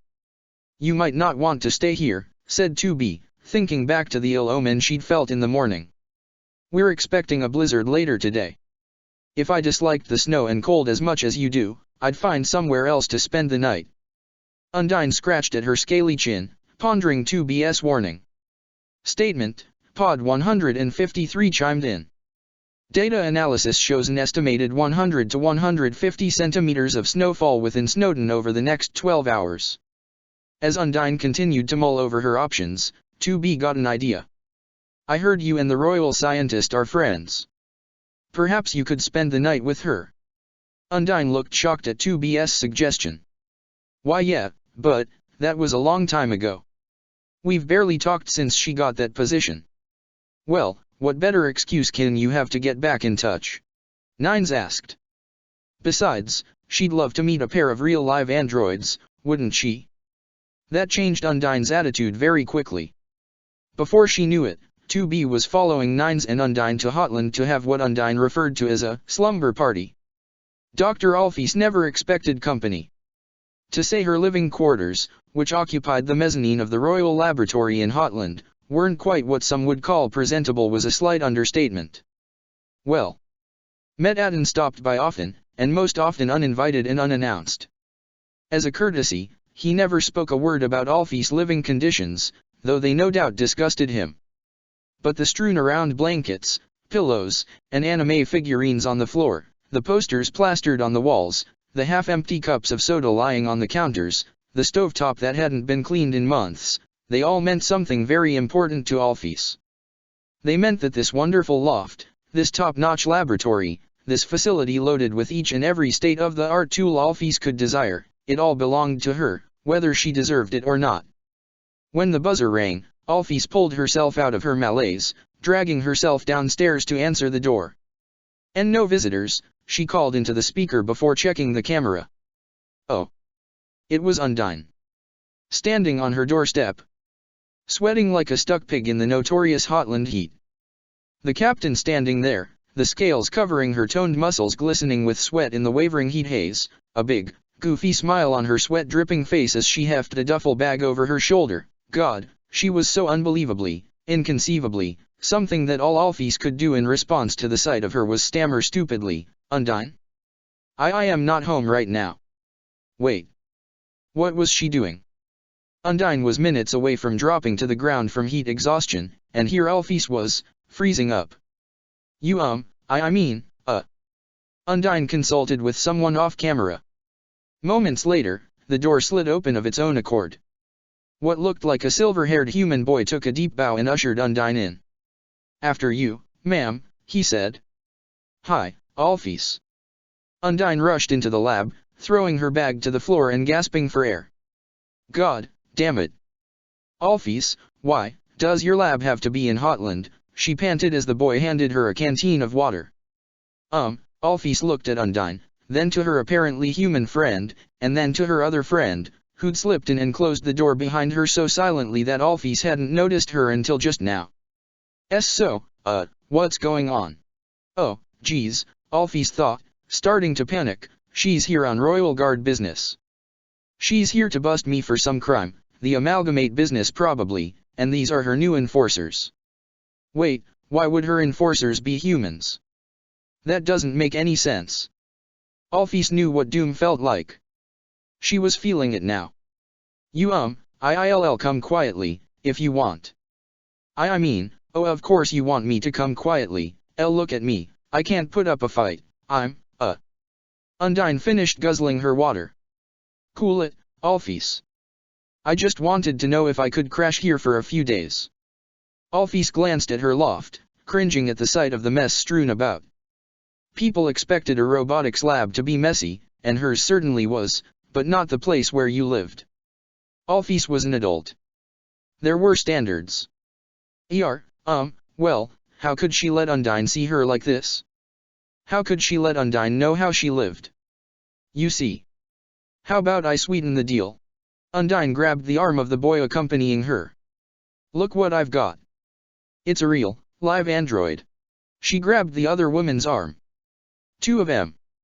And they've got swords. The boy waved politely. Hi, I'm Nines, and this is my sister, 2B. Do you have any questions? For Alphys, in that instant, her world changed completely. She did have questions for 2B and Nines. Dozens of them.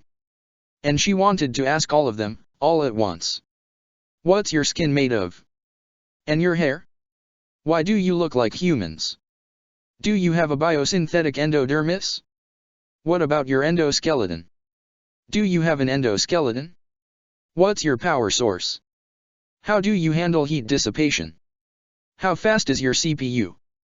Can you overclock yourself? Do you need to sleep? What about food and water? What about internal storage capacity? How are you making those swords float like that? Do you have reprod? Hey, Alphys. Undyne asked. Alphys fell out of her groove, blinking a few times as the freight train that was her inquisitive mind stuttered and stalled on the tracks. Why yeah, Undyne. How about you help me unpack? Undyne handed Alphys her bag. And while you're at it, can I use your shower? Alphys' eyes flitted back and forth. She didn't have anything embarrassing lying around in her bathroom, did she? Oh okay. Bathroom's upstairs and to the left. She took Undyne's bag and grunted as Undyne pulled her hand away. The bag felt like it was almost twice Alphys' body weight. There was no chance she could lift it. Undyne smiled and sprinted up the stairs, evidently grateful to be free of the indignities Hotland's sweltering environment inflicted on her. Thanks, Alphys. Alphys started to drag Undyne's duffel bag across the floor, straining with all her might to move it a few inches. She was not by any stretch of anyone's imagination a strong person, and Undyne had somehow fit what felt like all of her belongings into this one bag. Suddenly, the bag felt much lighter, and as Nines grabbed a handle and lifted the bag, he smiled. Here, let me help with that. He turned to the gray-black machine floating at his side. Pod 153, how about you answer a few of Dr. Alphys' questions for her? The pod lit up. Statement: this support unit is capable of sharing any non-classified information on the construction of Yoarha model androids. Response 1, the epidermis is constructed from. The mezzanine overlooking Alphys' laboratory floor was strewn with debris. Seeing it reminded 2B of the ramshackle resistance camps back on the surface, the crude living spaces hewn from inhospitable patches of earth and broken buildings in the midst of enemy-controlled territory. Perhaps, due to her unsavory experiments and the near-crippling case of imposter syndrome she wrestled with, the troubled Dr. Alphys too was carving out a space to call her own in a part of the world that she felt rejected her. That was to say, 2B did not find Alphys' living quarters to be particularly or offensively squalid despite the doctor's visible anxiety, and she and Nines had slept in far worse places. Nines had to agree, although his terminology was far more delicate. Saying so had made Alphys look a bit more comfortable with Undyne's idea of hosting a slumber party, though not as comfortable as 2B had expected. She had not intended to give Alphys a backhanded compliment. As Pod 153 dealt with Alphys, Nines used the opportunity to dig through his own satchel. Oh, hey, 2B, he asked. Earlier, I thought you might still need some cheering up, so I ran out and bought, he handed 2B a bundle of mint green fabric. This. 2B took the bundle and unfolded it, revealing a matching pair of pants and a button-down shirt, both made from fleece so soft it felt as though it would melt in her hands. Stitched into the fabric were simple drawings of what looked like rabbits. Aside from the color and decoration, the outfit was exactly the same as 9SS pajamas, which he had also pulled from his pack. 2B stared at the articles of clothing in her hands. They're, pajamas. Just like mine. I assumed a slumber party involved sleep, so I thought I'd come here prepared. I was gonna get you that pair the day 6E showed up and ruined everything, said Nines, a flush of color coming to his cheeks as his speech grew more rapid. The general store didn't have them in stock until just yesterday. I know you're not the biggest fan of gifts, but... Why the rabbits? 2B asked. They're bunnies. Nines replied defensively, his words tripping over themselves. Because bunny S starts with B. He looked down at his boots, a sheepish blush reddening his cheeks. I know, it's really dumb, isn't it? 2B held the clothes up to her chest and ran her fingers through the fabric, inwardly marveling at just how soft it was. I'm not sure how to say this, but, she fumbled over her words. Her hands were shaking. How long had it been since she'd last accepted a gift from Nines? Was it really safe to do so now? I like them. 9's eyes widened. Why you do? Excuse me for a moment, Nines. 2B took a moment to find somewhere private to change, carefully folding and setting aside her uniform, and then returned to find that Nines had changed clothes as well. She wrapped her arm around 9's shoulders, noticed how well his clothes matched hers, and couldn't help but smile. Hey, 2B, Nines said, still stumbling just a bit over his words. There's something in your mouth I've never seen before.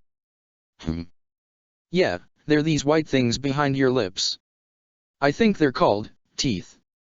2B rolled her eyes and rapped her knuckles against 9's head. It was at that point that Undyne returned, fully refreshed, and wrapped in a thick towel, her saturated hair hanging limp and heavy over her shoulders and covering her left eye. As soon as she caught sight of 2B, her jaw dropped. Oh my god.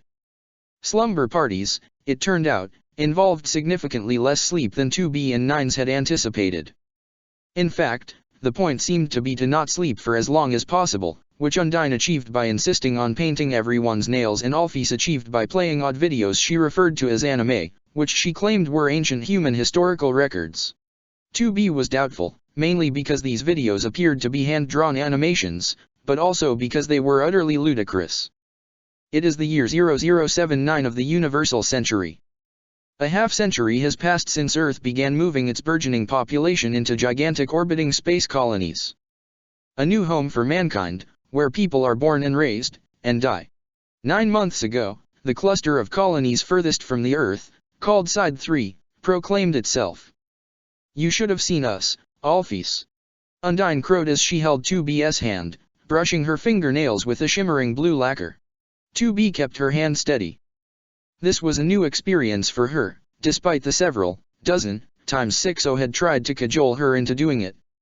She'd never seen the point of painting her nails before, especially since her uniform included gloves. Undyne chuckled. This dweeb was so overconfident, she tried to fight me with a blindfold on. That wasn't a blindfold. Nines protested, squeezing 2B's shoulder. If anything, 2B was handicapping herself by. 2B cut him off. Never mind, Nines. It was a fair fight.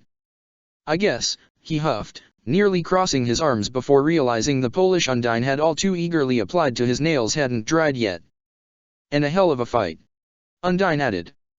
If everyone on the surface is as tough as you, it must be a pretty dangerous place. Nines smirked. Well, not everyone is as tough as her. The night wore on. 2B didn't find much interesting about Alphys' much-lauded cartoons, although Nines certainly seemed enraptured by them. He had to know they couldn't possibly be accurate historical records, right? She huddled at 9's side as she let her fingernails dry, resting her head on his shoulder. A healthy and satisfying ache still suffused her body from her battle with Undyne, and as 2B allowed herself to fall asleep, she decided that her gut feeling from the early morning must have been mistaken. It had been a very good day. And tomorrow would probably be a good day, too. Tomorrow. In every resistance camp, even in the bunker as it hovered high above the earth, every soldier, every technician, had on their lips and in their minds a common refrain, tomorrow, when the war is over, and every day, they would reaffirm that mantra because the war had to end sometime, didn't it? And that day would surely be somebody's tomorrow, if not theirs. Tomorrow, when the war is over, we'll build houses. Tomorrow, when the war is over, we'll buy frivolous things at shopping malls. Tomorrow, when the war is over, we'll eat better food, wear better clothes, spend idle nights with friends and family. 2B felt so fortunate to have stumbled upon this oasis. If a god of death had once cursed her, then now a god of life was smiling upon her. Chara awoke to the sound of gentle knocking on the door to their quarters, and with a wariness and caution reflecting their long history as a spy and saboteur let the door slide open. Operator 60 stood on the other side, out of uniform, her long blonde hair done up in braids, her hands clasped nervously in front of her. Hello, 13B. I heard about what happened to 5E and 7B and, May I come in? Chara would not have obliged 60, but 13B probably would have, so Chara led her inside. What can I do for you, operator? 60, was it? 60 nodded as she looked around Chara's sparsely adorned quarters. Well, I wanted to thank you for what you did for me last week, and see if you were doing okay after, you know. Chara smiled. Thank you, 60. Truth be told, I'm still having trouble wrapping my head around what happened. It's so unusual for someone to just be gone. 60 laid a sympathetic hand on their shoulder. I know how it feels. Earlier, we lost Nines on a mission. When 2B got back, we found that his backups were corrupted, too. Corrupted, you say? Chara mused. Is that how they're covering up 2B? 2E's handiwork? It's happened before. I can't imagine how 2B must be feeling. She doesn't act like she feels anything. Honestly, I wish she was as willing to let me help as you are. 60 suppressed a sniffle, and for the first time, Chara noticed that her eyes were red-rimmed and puffy. I'm supposed to look after her and make sure she's okay, and I know she's not okay, but she all but fell on Chara's shoulder. I'm so bad at my job. I'm sure 2B doesn't think that. As Chara patted 60 on the back, they felt almost amused that the tables had turned so quickly. 60 seemed to struggle with managing her emotions, a far cry from her assigned field agent's wall of emotional repression. She's just too polite to say so, 60 moaned. I'm the worst. And no wonder no one ever calls back after the first date. Don't you cry. Everything will be back to normal soon enough. Everyone's wondering who's going to be erased next, 60 admitted, sniffling. All us operators are safe right here, but you're worried too, aren't you? 3 backups fail on the same day. It'll all work out, don't you worry. Chara racked their brain for anything they might have picked up about 60 from their brief time trapped in 2B's head. So, I hear you like botany. You know, there's a certain flower I'm fond of that I wonder if you've seen. The two of them sat and talked until 60's next shift began. Thank you so much, 60 said as she stood up and made for the door, for helping me out, 13B. Sorry, that's kinda what I came to do for you, but I guess. It seems we both needed each other, Chara said. Oh, and by the way, 60? My friends call me Lucky. Oh. Oh okay, 13B, 60 stammered. My friends, Chara repeated, smiling wider, call me Lucky. 60 lit up. Oh. Thank you so much, Lucky. Don't mention it. Stop by any time. As the operator headed out with a clearer head and a sunnier disposition, Chara wondered if perhaps their burgeoning plan had room in it for her. Chapter 24, Crumbling Lies. Alphys was the first to wake up the next morning, if it could even be called morning at this hour. In general, she didn't sleep much. Or well. Or, sometimes, at all. Especially not with Captain Undine of the Royal Guard sprawled out over a pile of blankets on the floor, a single scaly leg dangling precariously from the railing overlooking the laboratory floor downstairs. Normally Alphys would be giddy over having Undine over like this and sleeping so soundly, too, just like in one of Alphys' friend fics, but now it did nothing but make her stomach churn. Undine was so happy with her position. She'd worked so hard to rise up the ranks and all of her efforts had paid off handsomely. Her being the leader of the guard made her one of the most beloved people in the whole kingdom, Ascari, and Met Aden aside. She was a hero and a role model. The kids adored her. Their parents tended to like her too, although sometimes they found her to be just a bit too impolite, uncouth, or overzealous about beating people up, and worried a little about what lessons Undine was teaching the kids. And here Alphys was. A fraud who'd lied her way into the prestigious position of royal scientist. She'd puffed herself up in front of King Ascari and had been amazed to find her duplicity had paid off, and then she'd had no choice but to prove she'd really deserved the job. Of course, she couldn't, because she didn't. So far, her only accomplishment was, almost, finishing Metaden's latest body. She worried that when she finally did, he wouldn't need her anymore. That, and utterly failing to replicate the DT energy of Ascari's harvested souls and making a mockery of life and death in the process. In other words, Alphys had accomplished nothing at all. Why had she even wanted this job? For more funding, so she could play with better equipment? Had she really thrown herself into this hell just so she could have more fun tinkering around? Undyne had principles. She had passions she threw herself into, real passions, grand visions of what she could do for the world. She'd climbed so high because she wanted everybody's lives to be better. Alphys had just wanted to fulfill a promise she'd made to Metaden. A promise she was too cowardly now to even acknowledge she'd made. No wonder he barely talked to her now. And to make matters worse, Undyne was beautiful. Her thick, fiery mane of hair, her shiny scales, her eyeliner always so perfectly winged, her body so sleek and muscular. Even the pinkish scars crisscrossing her body were gorgeous. And all Alphys could manage to be was dumpy, flabby, short, and yellow. There wasn't a snowman's chance in Hotland that Undyne felt the same way about Alphys as Alphys did about Undyne. Back before Undyne had been Captain Undyne, before Alphys had been Dr. Alphys, when their ambitions had just been daydreams, it had been so much easier. It had been easier to impress Undyne, to regale her with stories of human history. Of course, it was all just anime and manga, but being a historian sounded so much more impressive than being a nerdy loser. It had been easier to be her friend. It had been easier to be Metaden's friend, too. Now both of them, Undyne and Metaden, were celebrities, stars whose work made life better for everyone in the kingdom, and here was Alphys, the perennial loser who almost never left her lab. All her friends had left her behind. All two of them. Alphys tore her gaze away from the gentle rise and fall of her slumbering friend's chest with a resigned sigh, focusing next on the twin androids who'd tagged along with Undyne. Yoarha Units 2B and 9s huddled together in adorable matching PJs, the latest visitors from the surface world to fall through the barrier. If Undyne had thought they were humans, she'd have brought them before Ascari already. If Undyne had known what Alphys knew, that the black cubes contained in those two androids' chests produced just the kind of DT energy needed to break the barrier, she wouldn't have been so keen to befriend them. If Alphys brought either one of those two to Ascari, the barrier would come crashing down and the kingdom would be saved. She'd be the hero of the kingdom, the greatest hero in thousands of years. It would be her finest accomplishment as a royal scientist. She'd even surpass old Dr. Gaster, may he rest in peace, wherever/whenever he is, in accolades. Even Undyne would look up to her. She'd have nothing to fear from the skeletons in her closet or the abominations in her basement. Coming clean wouldn't be so scary. No amount of failure would counteract such a resounding, historic success as delivering freedom to all the people in the kingdom.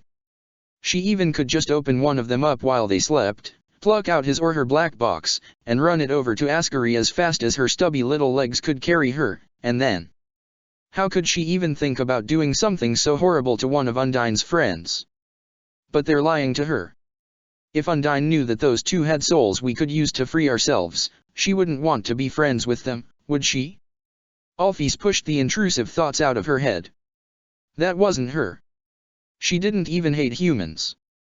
She'd even been the only other member of Metaden's Human Fang Club back in the old days. But these were androids, not humans, and... I'm so fucked up, Alphys moaned quietly to herself, huddling atop her mattress, pulling her blanket over her head, and trying to force herself to get some sleep. But sleep just wouldn't come. Resigned to her insomnia, Alphys pulled herself out of bed and slunk down to her lab. Nines awoke to a loud bang and a titanic clatter of metal coming from the lab downstairs. In the distance, Alphys swore. Yawning and stretching his arms, he consulted his internal chronometer and found it was still so early it could barely even be called morning. 2B lay at his side in a nest of blankets. Nines poked her. Hey, 2B, he whispered. Did you hear that? She curled up, still fast asleep, unconsciously tugging her blankets tighter around her. Not wanting to wake her, Nines got up, rubbed the sleep from his eyes, and trudged in the direction of the commotion, Pod 153 dutifully following him. As he came down the stairs he spied a lit-up portion of Alfie's laboratory floor, in which the tiny yellow scientist was staring, distraught, at a pile of broken machinery and metal scraps lying at her feet, a little ventilation mask hanging from her neck. Behind her was a deep vat of steaming, shimmering, bubbling solvent. "Alphys? You all right?" Alphys noticed him, stripping off a pair of thick black gloves. Yeah, I'm, okay. I didn't wake you up, did I?" "Nah. What's up?" As Nines approached the wreckage he spotted the disemboweled remains of various machine lifeforms, stubbies, bips, and a few models even he didn't recognize. He'd almost not realized it at first, because so many of the parts had been polished and cleaned. Machine lifeforms never stayed this clean for very long, and the sight of a machine you could nearly see yourself in was a rare one. "I woke up early couldn't sleep, so. I like to tinker when I can't sleep. I'm the same way." "Kinda." Nines found himself struggling to think of what to say. His mind kept running back to the things he and Alphys had done together that she no longer remembered, the way she'd been there for him when he'd froze up trying to operate on 2B. "Oh, of course, I tool around with software, not hardware. Mostly." Was this how 2B had felt around him all the time? Nines nudged a chrome-plated pile of pieces from a stubby's hull with his foot. His own face, stretched by the curve of the polished surfaces, looked back at him in several distorted reflections. Nines marveled that Alphys had even gotten the rust out from the rivets. "So, cleaning these parts, huh? I mean, I can't use them if they're covered in rust and moss and slime and stuff." "Yeah. Gotta say I've never seen one of these bastards look so shiny." Pod 153 examined the pieces. Analysis: these machine parts have been coated with a thin, non-standard layer of chromium. "I'm just degreasing and pre-treating this junk right now," Alphys explained. "Then I'll get an electroplating bath set up, why no, to chrome them up like that one." Nines turned his attention to the two hemispherical halves of a machine lifeform's head. Alphys hadn't reached it yet, she hadn't even hollowed out the guts. "You know, these head pieces here," he reached down, pulling the machine's innards, including its toothy mandibles. "Why did these things have teeth if they didn't have mouths, and leaving the two halves of the head hollowed out like a gourd?" He placed the halves of the head together around his own head, carefully lining the neck hole up with his own neck, and held it in place. "On the surface, some people in the Resistance take these guys' heads and make helmets out of them." 9's voice echoed through the cavernous space as he tried to align the machine's eye holes with his own line of sight. Finally, after some finagling, he could see Dr. Alphys again, although that was about all he could see. She seemed to be trying not to laugh. "It's kind of a fashion statement." Statement: Unit 9 has dramatically decreased his peripheral vision to an undesirable degree. Proposal: Unit 9 should remove improvised headwear. Nines let the two halves of the stubby's head fall to the floor with twin clangs. "Normally, you'd make adjustments to the neck hole, weld the edges together, and leave some of the guts inside so you could connect the optical sensors directly to your own. Otherwise, it sucks and is worse than useless, as Pod 153 here pointed out." He crouched down and picked up the hollow hemispheres. "Wanna do these parts next?" Alphys pulled her gloves back on and pulled her ventilation mask over her snout, muffling her voice. Sure." She pulled out a pair of long metal tongs, grasped one of the hemispheres, and turned around, carefully lowering it into the vat. The solvent churning within eagerly ate up the browned, algae-streaked metal. Nines tried to lean in for a closer look, but Alphys held him back. "Wait.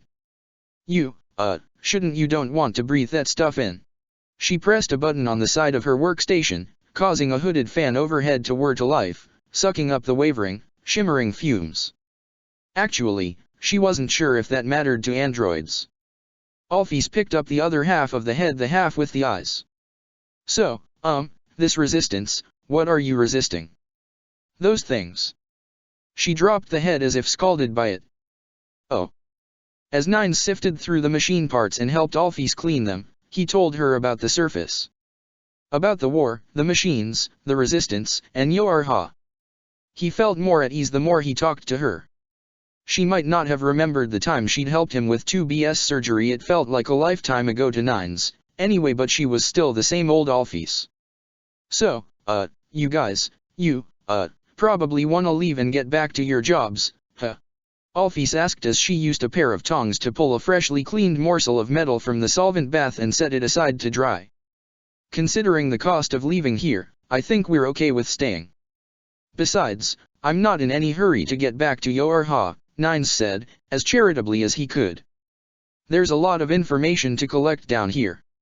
And it's pretty nice to get a taste of what peacetime is like. Well, Alphys started, laughing nervously, technically, I guess, we aren't, broadly speaking, we're at war with humans. Kinda. She kicked at the remains of a machine life form's arm. Kinda like these robots you've been fighting, huh? I don't think it's the same. Humans did you guys wrong before any of you were even born. And then they forgot about you and left you here to rot. I'd be pretty angry, too. But these machines, they're invaders. Colonizers for some nebulous alien empire. Kinda like the Zentradi. The what? Excited, Alphys began to babble. Oh, there's this series, we should watch it, where humans invent giant robots to fight these alien invaders. There's a big war, but, okay, so there's a war, and the humans are really on the back foot, but then they find out that all they need to do is share their arts and culture with the Zentradi and make them become peaceful. Nines tried and failed to hold back a laugh. It's a really good anime. Alphys insisted, beginning to blush. There's a spin-off show that's really good too, where the hero pilots a robot that plays music at his enemies. You think we just need to play music at these guys and they'll stop fighting us? It could work, couldn't it? Statement: according to historical records, the last android to attempt this pacification tactic died horribly. Thanks, Pod 153. Gotta admit, Nines said, catching his breath, if we wasted all our time with this war when we could have just sung songs at them, that'd be pretty hilarious. But those things, they can't be reasoned with, they can't be bargained with, they don't feel pity of remorse or fear, and they absolutely will not stop, ever, until we're all dead. But there were some peaceful machines, or at the very least, neutral machines out there, weren't there? There were always reports of machines that would barely even notice you existed no matter how hostile you were to them, and other rumors always dismissed as just that, rumors of entire colonies of machines disconnected from the global hive mind network that held no ill will toward androids. There were even a few machines in here, in that weird village full of Temmies, that might have met that description. Maybe the idea that all machines were evil was just propaganda, just like the regular transmissions from the Council of Humanity. Maybe it wasn't true. Maybe none of it was true. Maybe the reason why 2B had kept being ordered to kill Nines was that there was no Council of Humanity, that there was no lunar colony full of refugees. After all, Chara had been the one to spread that gospel, right?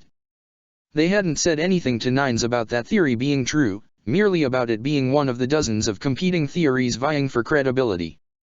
That's what they say about humans, too. Alphys sighed. You know Met Aden. Nines tried not to remember Met Aden. Before I built that body for him, he was the leader of the Human Fang Club. And, the only member. Until me. Alphys twiddled her thumbs, blushing. I always thought humans were pretty cool, 'cause they made so much cool stuff. They did make us androids. Alphys laughed. You guys are pretty cool too, alright. Nines took a seat next to the dwindling pile of uncleaned machinery. Something wrong, he asked, knowing full well that Alphys had a lot of skeletons in her closet to weigh on her mind. I'm the only one who knows, she said, sitting down beside him, that the things we've been collecting aren't human souls.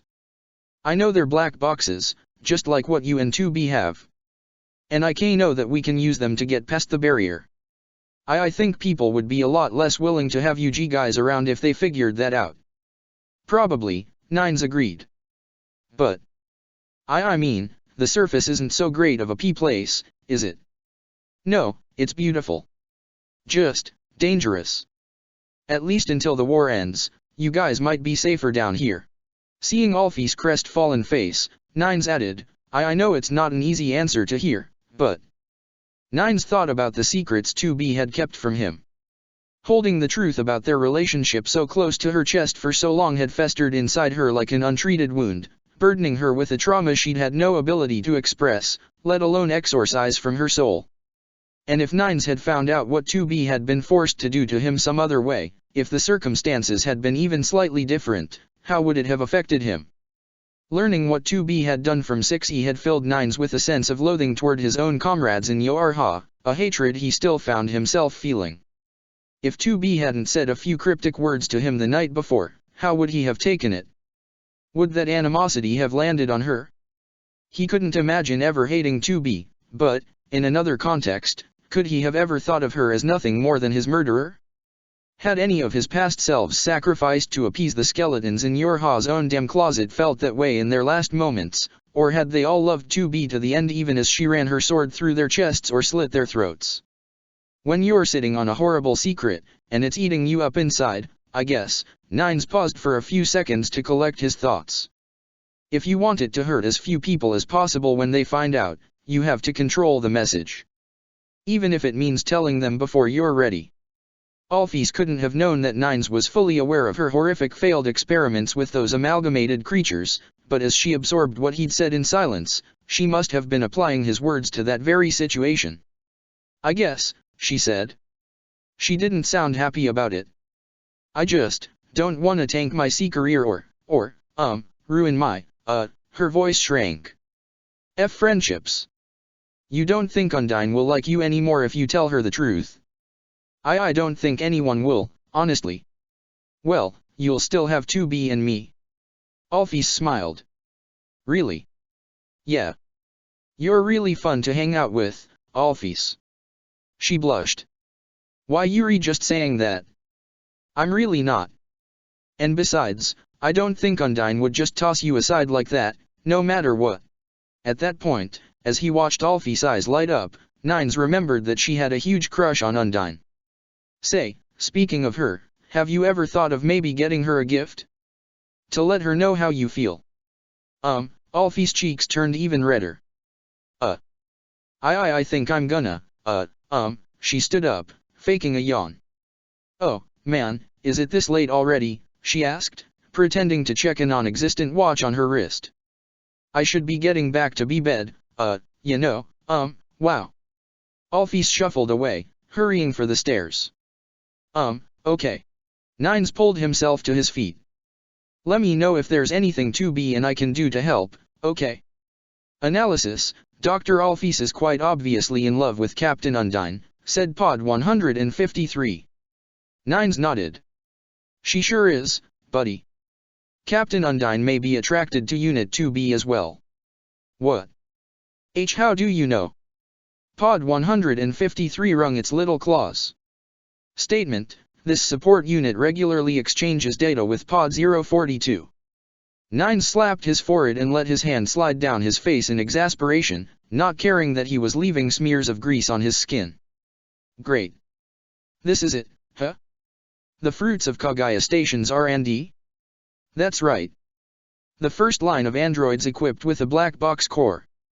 These are the character models. The first building blocks of Project Yorha Alpha. C-13. Say hello to Chief Information Security Officer Jackass.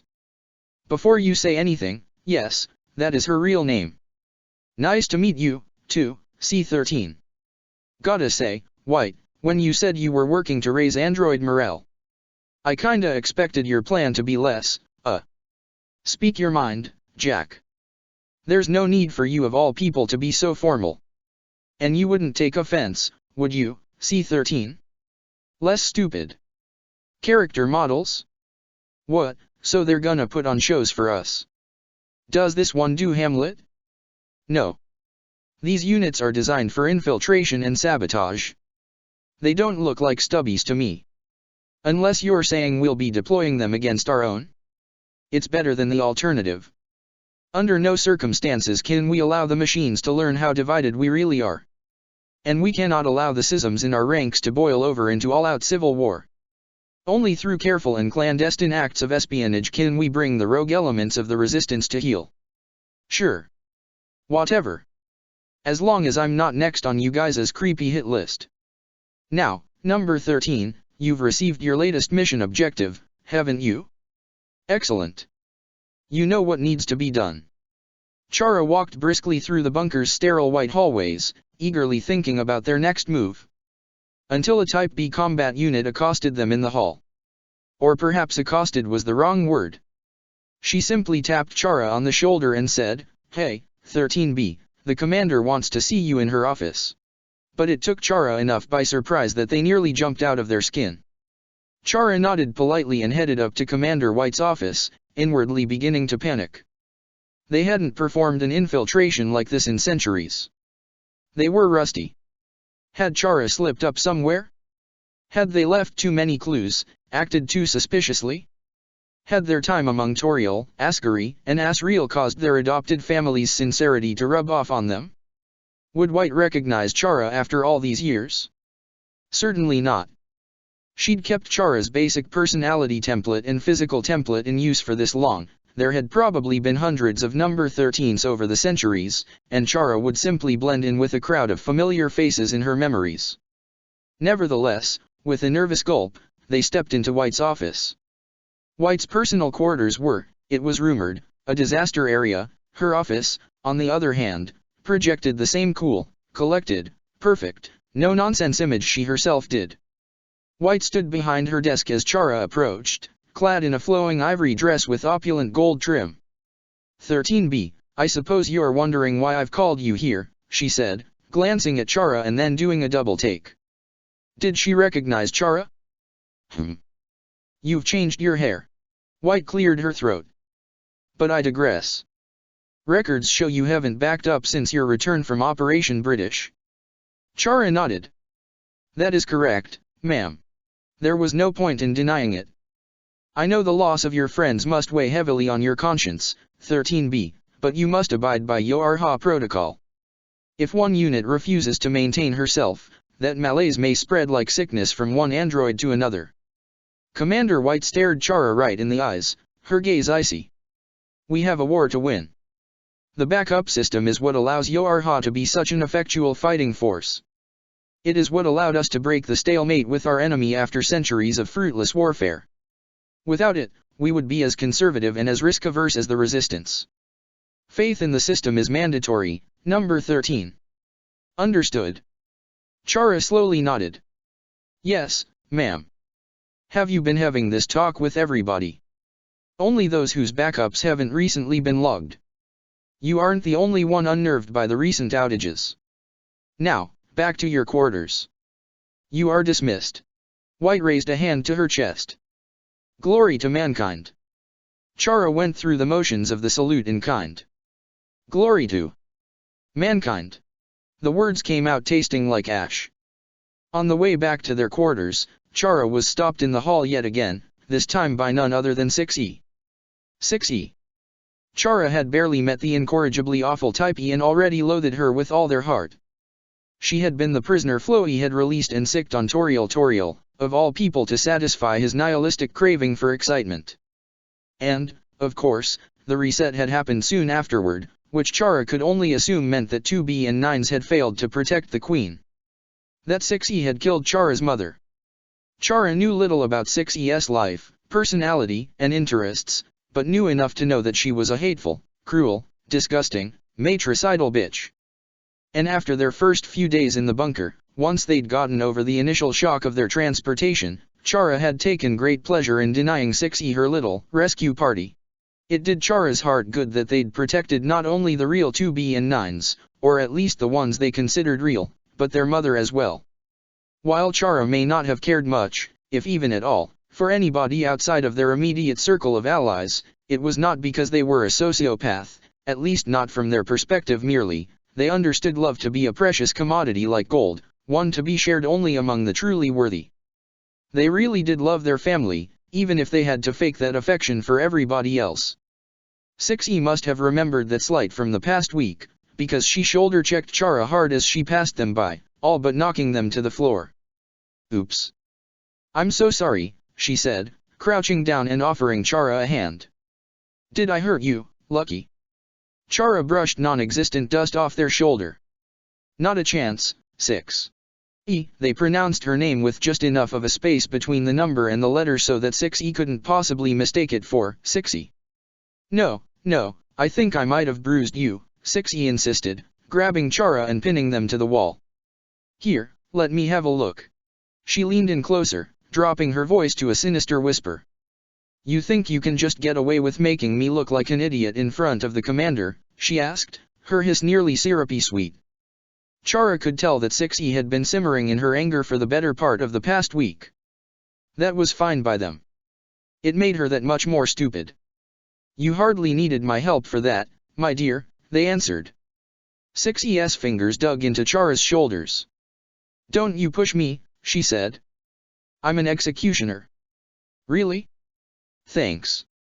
I couldn't tell what the E stood for. Chara smiled. Excrement, perhaps. 6E growled, looking about ready to slap the grin off Chara's face. Don't get smart with me, you scrawny little pile of scrap metal. Oh, you think that was smart? Watch me bring my A-game. You know what I do. I erase people. Kinda like what happened to your little friends. 6E stood up, looming over Chara. So do play nice, Lucky. Chara glanced sideways as their ears picked up the faint sound of footfalls. Why? You mean, they let a flash of fear show on their face. 7B and 5E, you erased them.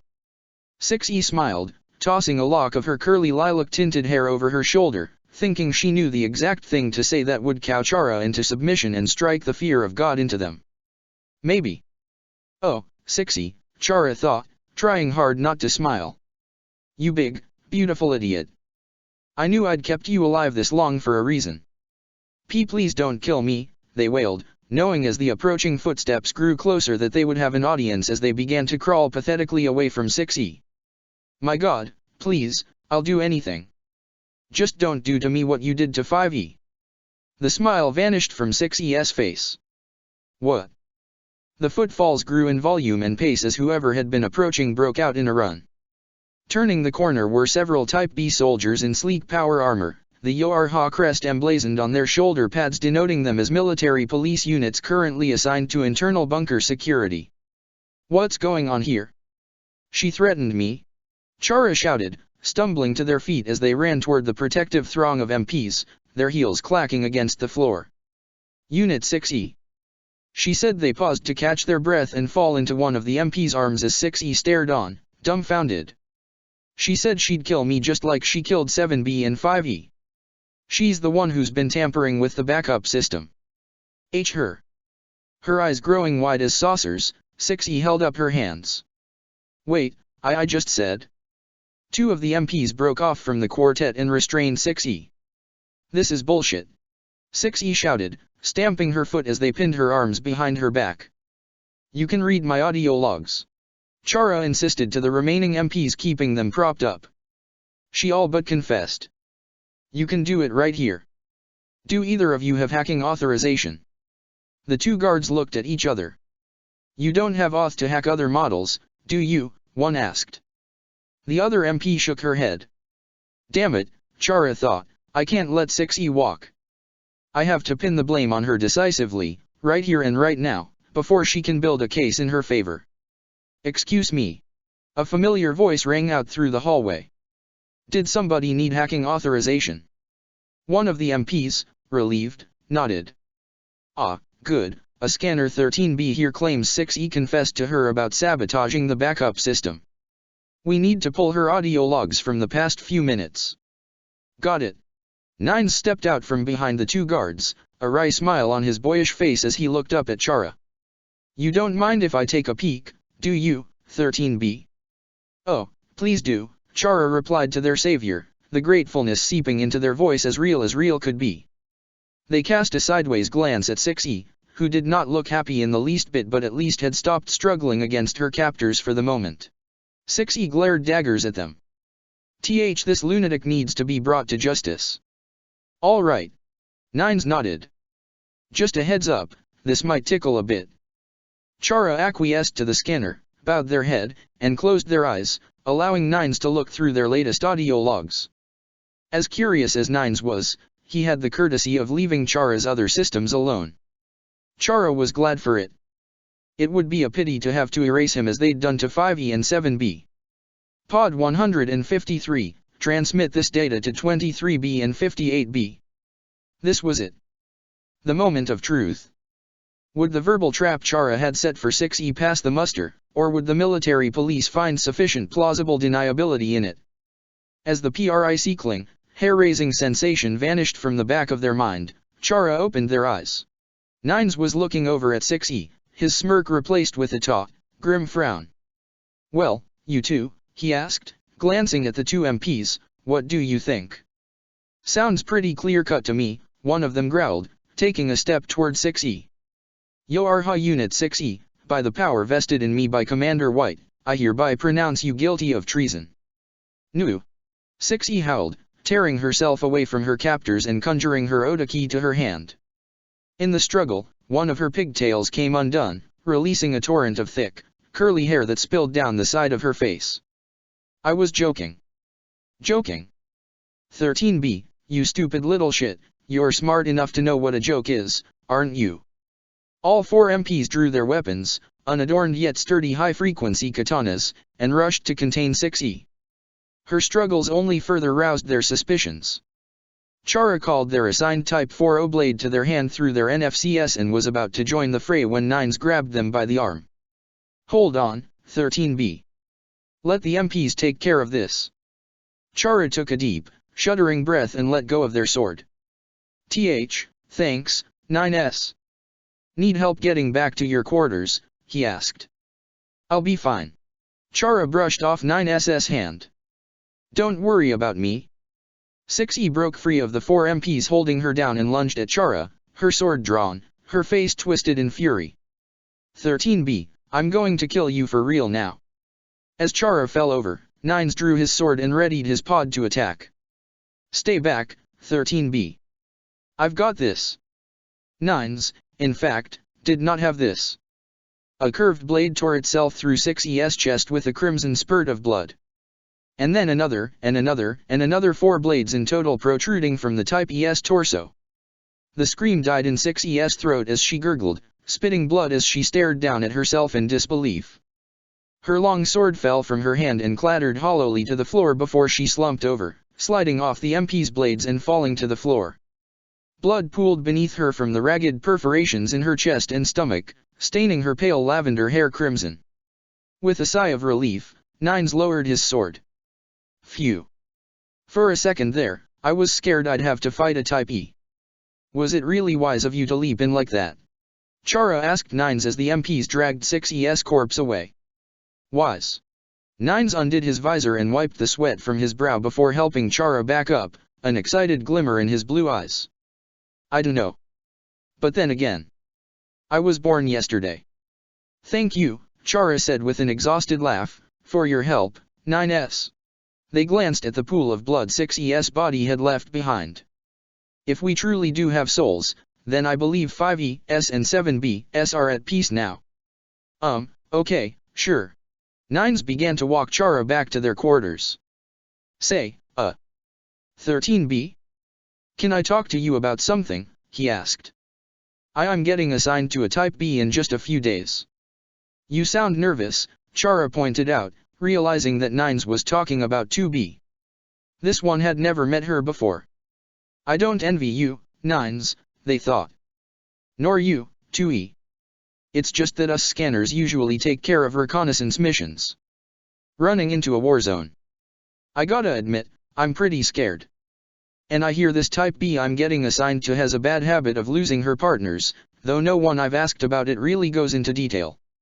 Chara stopped Nines as they passed by 13B's quarters. "Here's my stop. I'm sure you and 2B will be fine," Chara assured him as the door slid open. "Thanks," Nines said, smiling nervously. The smile soon vanished. "Wait, I never told you it was 2B I was getting assigned to." Internally, Chara was screaming at themselves for being an idiot. In the heat of the moment, their pulse still singing from their encounter with 6E, they'd been rattled enough to make a colossal mistake. They shrugged. Really? Must have been a lucky guess. You know. Lucky 13 and all. Nines laughed. Hey, guess the nickname really does suit you. Take care, 13B. He saluted, holding his hand to his chest. Glory to mankind. You as well, 9S. Chara saluted, and as they treasured the memory of the horrified look on 6E's face when she'd realized she was doomed, they found that their insincere repetition of Yorha's motto fell easier from their lips. Chapter 25, D. The Unquiet Dead. The forest was dark and filled with autumn leaves, rustling and crinkling with a soft, shrill susurrus as 2B trotted between the skeletal trees. The fragile branches, charred to a crisp charcoal black, scraped against her like outstretched hands, some with too many fingers, some with not enough. 2B expected to pull herself free of the errant branch with nothing but ease, but it clung to her, digging into her skin. She glanced at it and saw a real hand. Dirty, greasy, blood-stained, covered in the tattered remains of a black glove, attached to an arm clothed in the threadbare sleeve of a black frock coat that had long since been torn to shreds, beneath the clothes eaten by the ravages of time, patches of skin over patches of livid, exposed muscle and graying subdermal chassis, blood and coolant oozing red and clear from open sores. Blue eyes framed in a decaying face, nearly hidden by overgrown, shaggy, matted, and snarled silver hair that had long ago turned nearly black from dried and caked on dirt and mud. And a voice 2B knew all too well. 2B, did you think you could leave me behind? 2B wrenched herself free. Nines, You never called me Nines. Another hand wrapped around 2B's other arm, belonging to an equally ghoulish Nines. Of course, it only took you 3 days before you killed me. 2B pulled away and put some distance between the two walking corpses, calling her sword to her hand. Nothing happened. 2B tried again. What was going on? Why didn't she have her sword? She always had her sword. There were more. Dozens of them. Nearly 100, it seemed, climbing through the gaps in the trees, some climbing out of the trees like undead dryads, others rising from the carpet of amber and scarlet leaves blanketing the forest floor like leviathans rising from the depths, all listing their grievances against 2B. How she'd ignored them, how she'd spurned them, how cold she'd been to them, how quick she'd been to silence them. 2B felt her pulse quicken as her cooling system strained itself to keep her from overheating. The stench of decaying biosynthetic parts surrounded her, an oily and almost metallic scent that rose from the legion of corpses like fumes and clogged her throat and nostrils. Nines, You know how hard this was for me, she stammered, choking on the thick and noxious air. I had no choice, you knew this, why you forgave me. The one who lived forgave you. The ones who died never had that chance. Every blue eye turned red. 2B turned to run, but the living corpses were on her in an instant, their fingers grabbing at her dress and tearing away strips of cloth, hooking into her skin and rending furrows bluntly, slowly, raggedly, tearing with inexorable force. 2B felt her nerves scream as she pushed herself through the crowd of scrabbling hands and clutching fingers. She dug her nails into one of the corpse's arms, but was unable to find purchase against the putrefying flesh. It simply sloughed off his chassis and left a soft, wet, almost spongy mess clinging to her hand. At last she tore herself free of the mob and fell to her hands and knees, bowing her head. Her dress hung from her body in tatters and every extant nerve in her body screamed. Blood trickled from her wounds, tracing rivulets down her bare thighs before dripping onto the coating of leaves blanketing the ground. The world spun around her. A pair of cold, wet hands placed themselves on 2B's cheeks, gently at first, brushing softly against her ears, but as they slid down to her neck the thumbs pressed against her throat, freezing the breath in her lungs. As the heat began to build up in her chest and the muscles of her throat began to undulate fruitlessly, 2B looked up to find herself staring into 9S's face as he knelt over her, his yellowing teeth bared in a ghoulish grimace, eyes wide, wild, and burning with a hot red light, black fluid dripping from oozing sores marring his pallid cheeks, a hard, calcified, crystalline growth creeping across his skin like the exact opposite of moss on a rock. The sharp stench of crude oil like bitter dirt and sulfur stung 2B's nostrils. I see you holding his hand and hugging him and falling asleep next to him and laughing at his jokes, but you couldn't even smile once for me. 2B reached out and with clawed, Numbing fingers tore at the Phantom 9's cheek, leaving parallel furrows in easily parted, half-decayed synthetic flesh. N.I.N.E.S. 2B. 9's the real, living Nines, not a rotting ghoul, had his hands on 2B's shoulders. "Hey, are you okay?" 2B's hand brushed against her sleeve, and with a shock that fully woke her up she realized she wasn't in uniform anymore. Sprawled on the floor with a blanket tangled around her legs and her cheek pressed against some uncomfortably shaped piece of detritus, which upon closer inspection proved to be some sort of resin figurine, 2B picked herself up, unconsciously rubbing her throat and checking for bruises, and noticed she'd somehow ended up about a meter away from where she and Nines had fallen asleep, even though she usually slept, as Nines said, like a rock. 9's brow was furrowed in worry. 2B, is something wrong?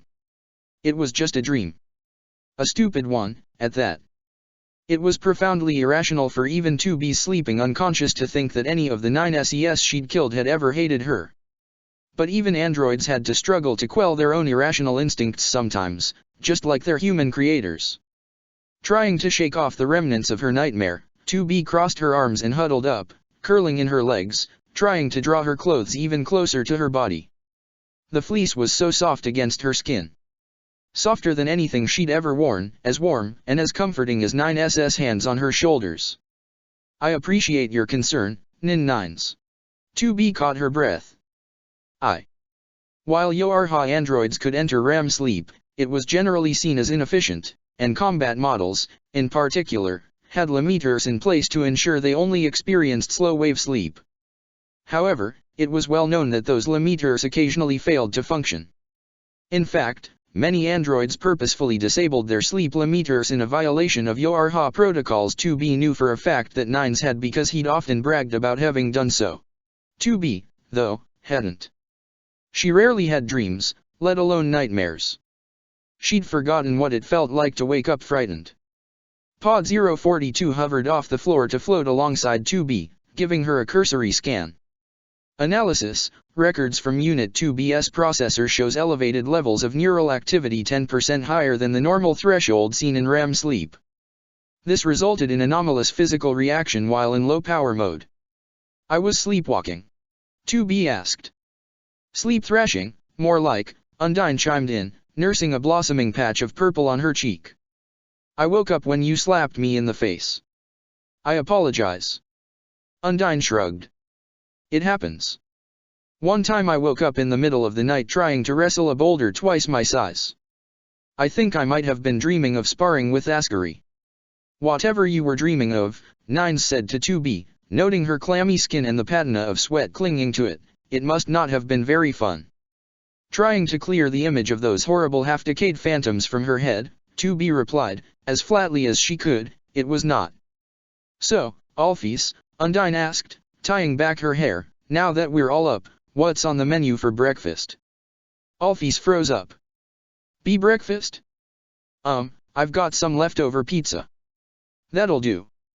2B pulled herself to her feet, picking up her neatly folded uniform. "We should be going." "This was nice, Alphys, but I don't wish to overstay our welcome." Wait. Alphys swallowed a lump in her throat. "Can I, show you guys something?" The deeper she traveled into the far basement levels of the Royal Laboratory, the more excited Undyne became about wherever Alphys was leading her. She wondered aloud whether there was a great weapon, or a suit of magical power armor, or perhaps even an enormous mechanical exosuit with which she could do battle against whatever threats awaited on the surface. 2B and Nines, knowing exactly what Alphys wanted to show them, tried their best to temper Undyne's expectations, but her enthusiasm was overwhelming. Undyne seemed to be vibrating. 2B looked down at Alphys, who seemed to be turning glummer in direct proportion to Undyne's growing anticipation as she shuffled along, but hadn't yet decided to turn around and call the whole thing off as the winding corridors became darker, grungier, and less well-kept. Alphys did not fit the picture of bravery as far as 2B would have understood it in the past. She was not strong, nor was she valiant, or even all that selfless. She was no fighter, to say the least. Most things seemed to frighten her, and she seemed to give up on things easily. Yoarha would never dream of using a personality remotely like hers as a template for any model of android, combat type or otherwise. but what she was doing right now. When your only goal was defeat the enemy, there was no debate or hesitation about leaping into action. But tell the truth. That was braver than standing alone against a full battalion of machines. 2B reached down and patted Alphys on the top of her spiny head the same way she often did to show her appreciation for Pod 042. Perhaps such a gesture would soothe Alphys, just a little bit. After all, she was preparing to admit to someone she seemed to care deeply for that she had done something truly heinous, and that was a kind of danger 2B had long gone out of her way to avoid. Alphys took a deep breath, muttered something under her breath, and opened the door to the deepest, darkest, most secretive part of the royal laboratory. A scent like used batteries and lemons, acidic with a metallic tang, filled the air. But there were no voices 2B could hear, not even the faintest buzzing in her ears, much to her relief. The memory heads, then, were well fed. Creatures slept in huddled mounds scattered across the dingy, forlorn lab, their bodies insubstantial as they were incomprehensible. To 2B and 9s, their indefinable forms were glazed with a pulsing aura of garbled pixels, as if the very sight of them twisted the android's visual processor into panicked knots. This is, Alphys began, turning around to face Undyne, 2B and 9s, this is what happens when I mean, she looked at the floor. My specialty has always been mechanical engineering and robotics.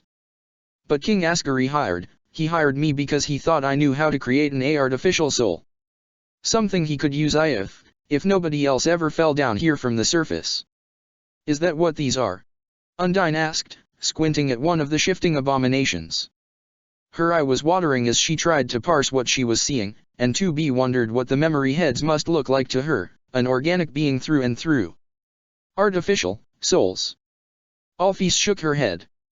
I tried to amplify the power of a monster's soul, hoping it could stand in for a human one.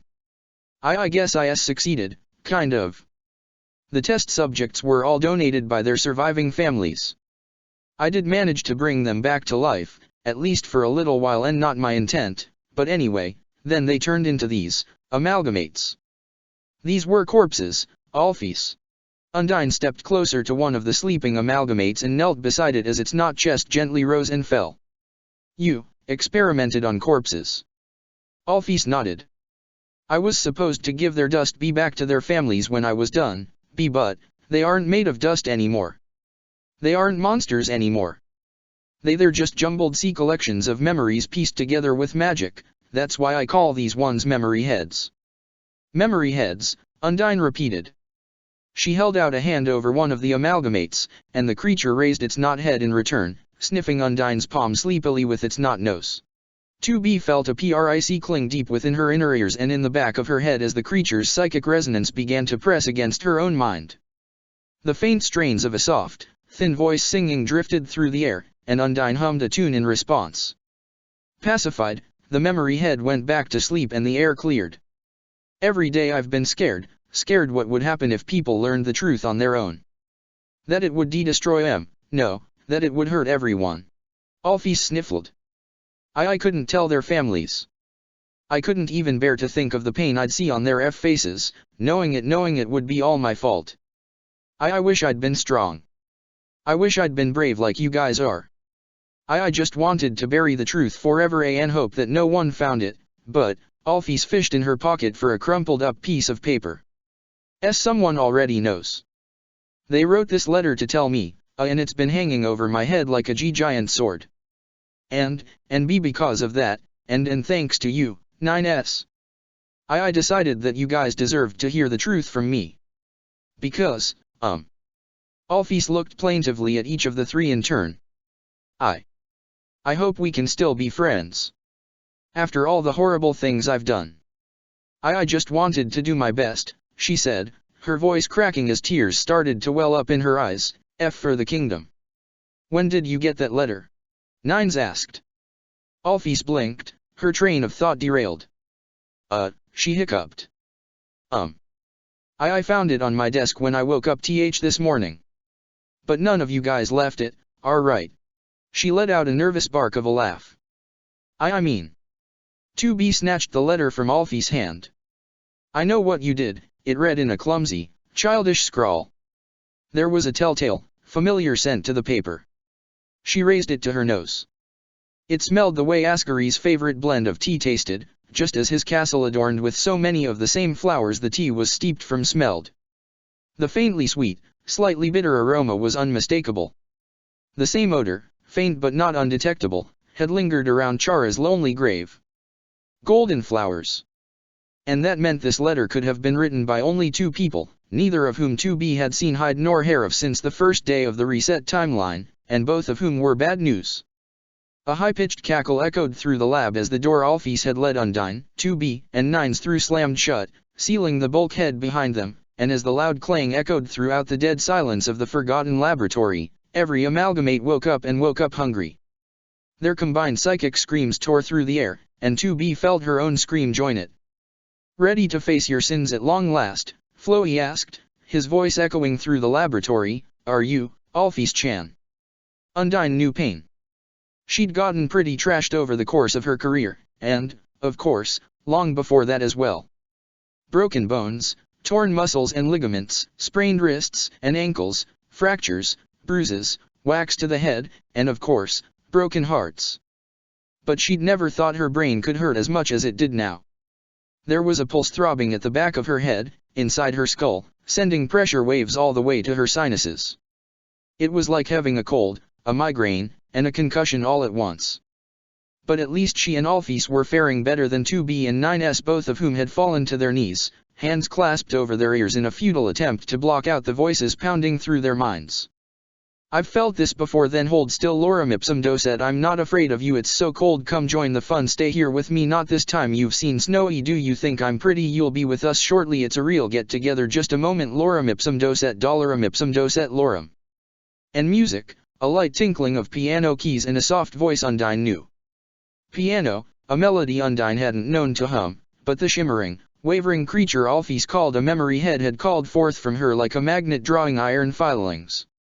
In her teen years, back when Undyne had still been trying to get her foot in the Royal Guard's proverbial door, she'd had a side hustle teaching piano to other monsters in Waterfall. She was actually pretty good, a fact which surprised most people, and even sometimes surprised herself. One of her students hadn't her name been Shira. Undyne thought she remembered hearing that her family had donated her body to the royal scientist for research after the accident. She wasn't sure. The poor girl's sister had never been much of a talker, unlike Shira. That song. Undyne remembered hearing it as she guided the girl's stubby, webbed fingers across the keys, dancing out a melody.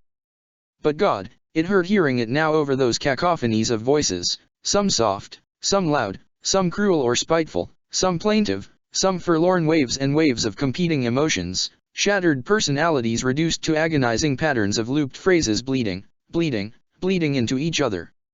As the memory heads wandered aimlessly, singing their silent yet deafening songs, Alphys struggled with the door to no avail. Undyne fell back, giving the creatures as wide a berth as possible, but as her fingertip brushed one of the shambling, wavering phantom's amorphous shapes, her entire arm up to her shoulder went completely numb, as if the entire limb had vanished. Undyne had to look down to make sure her hand was still there in this madhouse. After all, anything could be possible. A hand latched around her ankle, its grip like iron. Nines had pulled himself across the floor, one arm wrapped around 2B as if she were his security blanket, and as he gasped for breath he looked up at Undyne with wide, unfocused eyes, in such great agony he couldn't even beg for help. "Ah, geez, 9S, Undyne shook her head. "Alphys," she barked. "What the fuck is going on?" Alphys cowered at the door. The memory heads. Their psychic resonance. She frantically tapped at the controls that ought to have opened the door, yet the rusted bulkheads refused to yield. It's hell on complex computer systems. "You turned a bunch of corpses into android kryptonite?" Undyne asked, disgusted. "I'm sorry. Isn't this fun, Alphys?" "To finally have friends again," said the unfamiliar, high-pitched voice that seemed to be responsible for this incident, blaring over a crackly intercom. "Of course, you had to show them the real you, and so soon, too. I'd have left it until the third date, at least," it laughed. Shut up," Alphys retorted. "We just have to get through the door, it's EMP shielded." Undyne crouched down and dragged Nines to his knees, and 2B along with him. Glistening sweat coated his skin, his eyes were covered with a glassy sheen. In any other circumstance, Undyne would have assumed he had some gaping wound and was in shock. "Hang in there, kid," she said, patting him a bit more heavily on the shoulder than she'd meant with her still numb hand. Nines seemed to barely recognize she was there. "Look at them, Alphys. Your robot friends are dying. And it's all your fault. And how much longer will you and Undyne last?" 2B struggled to her feet, an agonized shriek tearing itself free of her gritted teeth. She gripped the arm of her pod as it hovered above her for support. "Alphys, get back pod, blast that door too." She fell to the floor yet again, the long embroidered skirt of her uniform pooling around her. "This is what you do to people, Alphys. Look closely now. This is the only thing in the world you're good at. What do we do?" Undyne glanced down the hall. The only exit was blocked by these amalgamates. Granted, the creatures didn't seem interested in doing anything but shuffle around like zombies out of a cheesy human horror movie, but their mere physical presence formed enough of a barrier. She made a spear from lightning and waved it in the air like a torch, hoping to drive them away. The memory heads stumbled a bit but didn't make any effort to disperse. "They get like this when they're hungry, but they usually don't wake up for another 2 hours." Alphys kept fiddling with the door to no avail. If I can get their food." Undyne waved her spear again and it froze in her hand.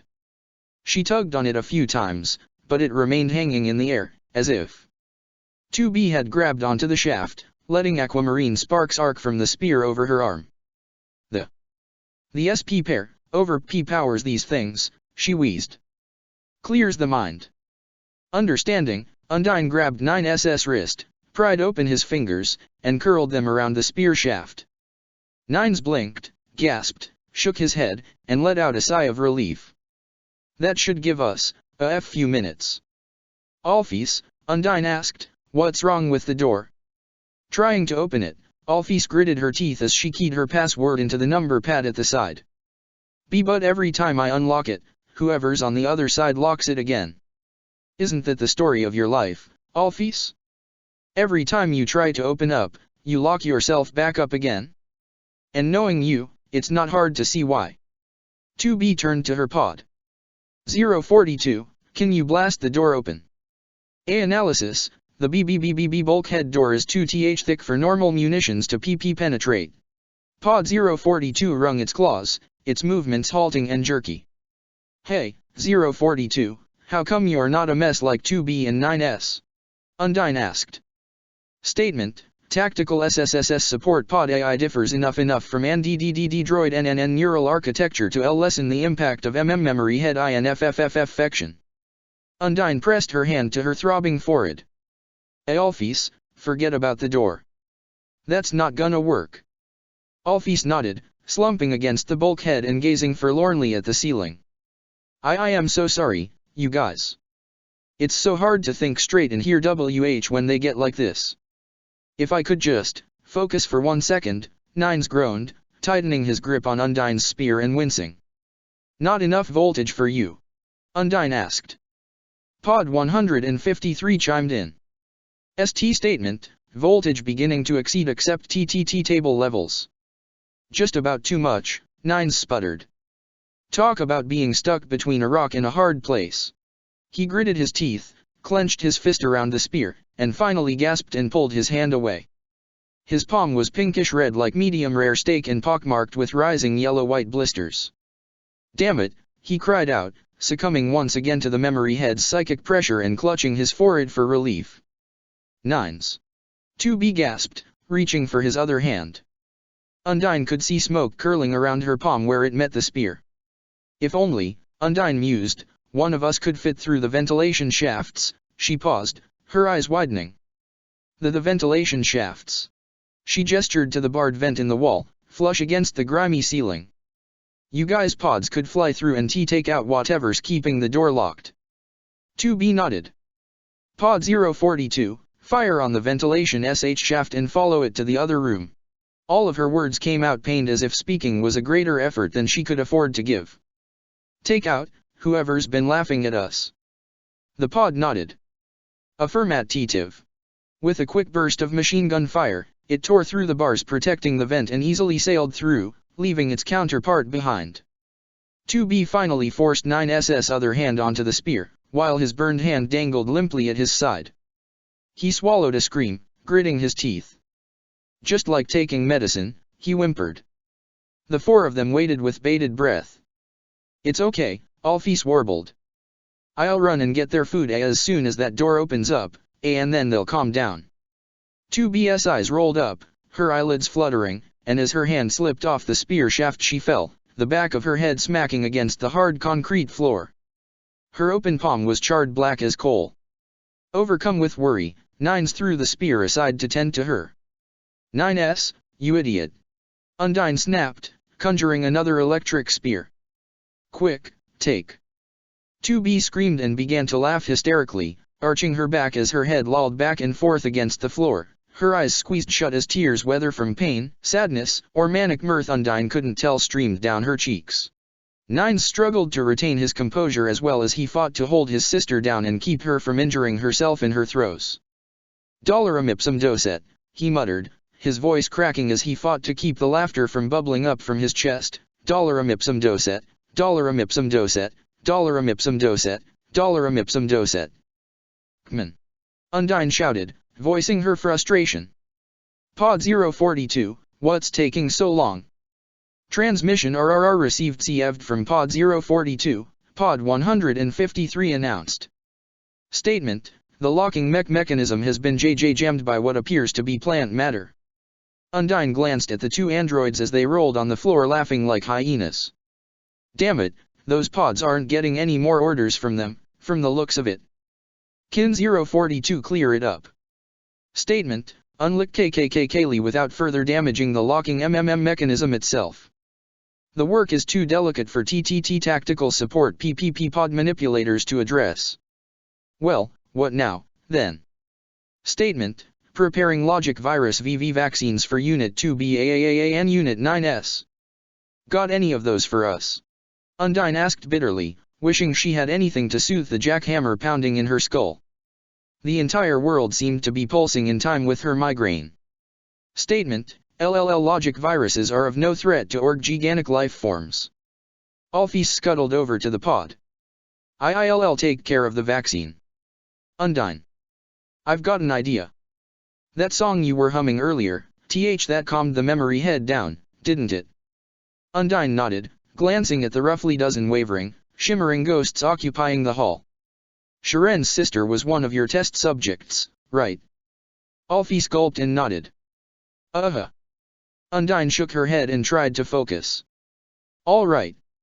Here goes nothing." Though short of breath, Undyne tried to hum that one tune she'd remembered when she'd reached out for one of the sleeping memory heads, the song she'd taught Sharen's sister how to play.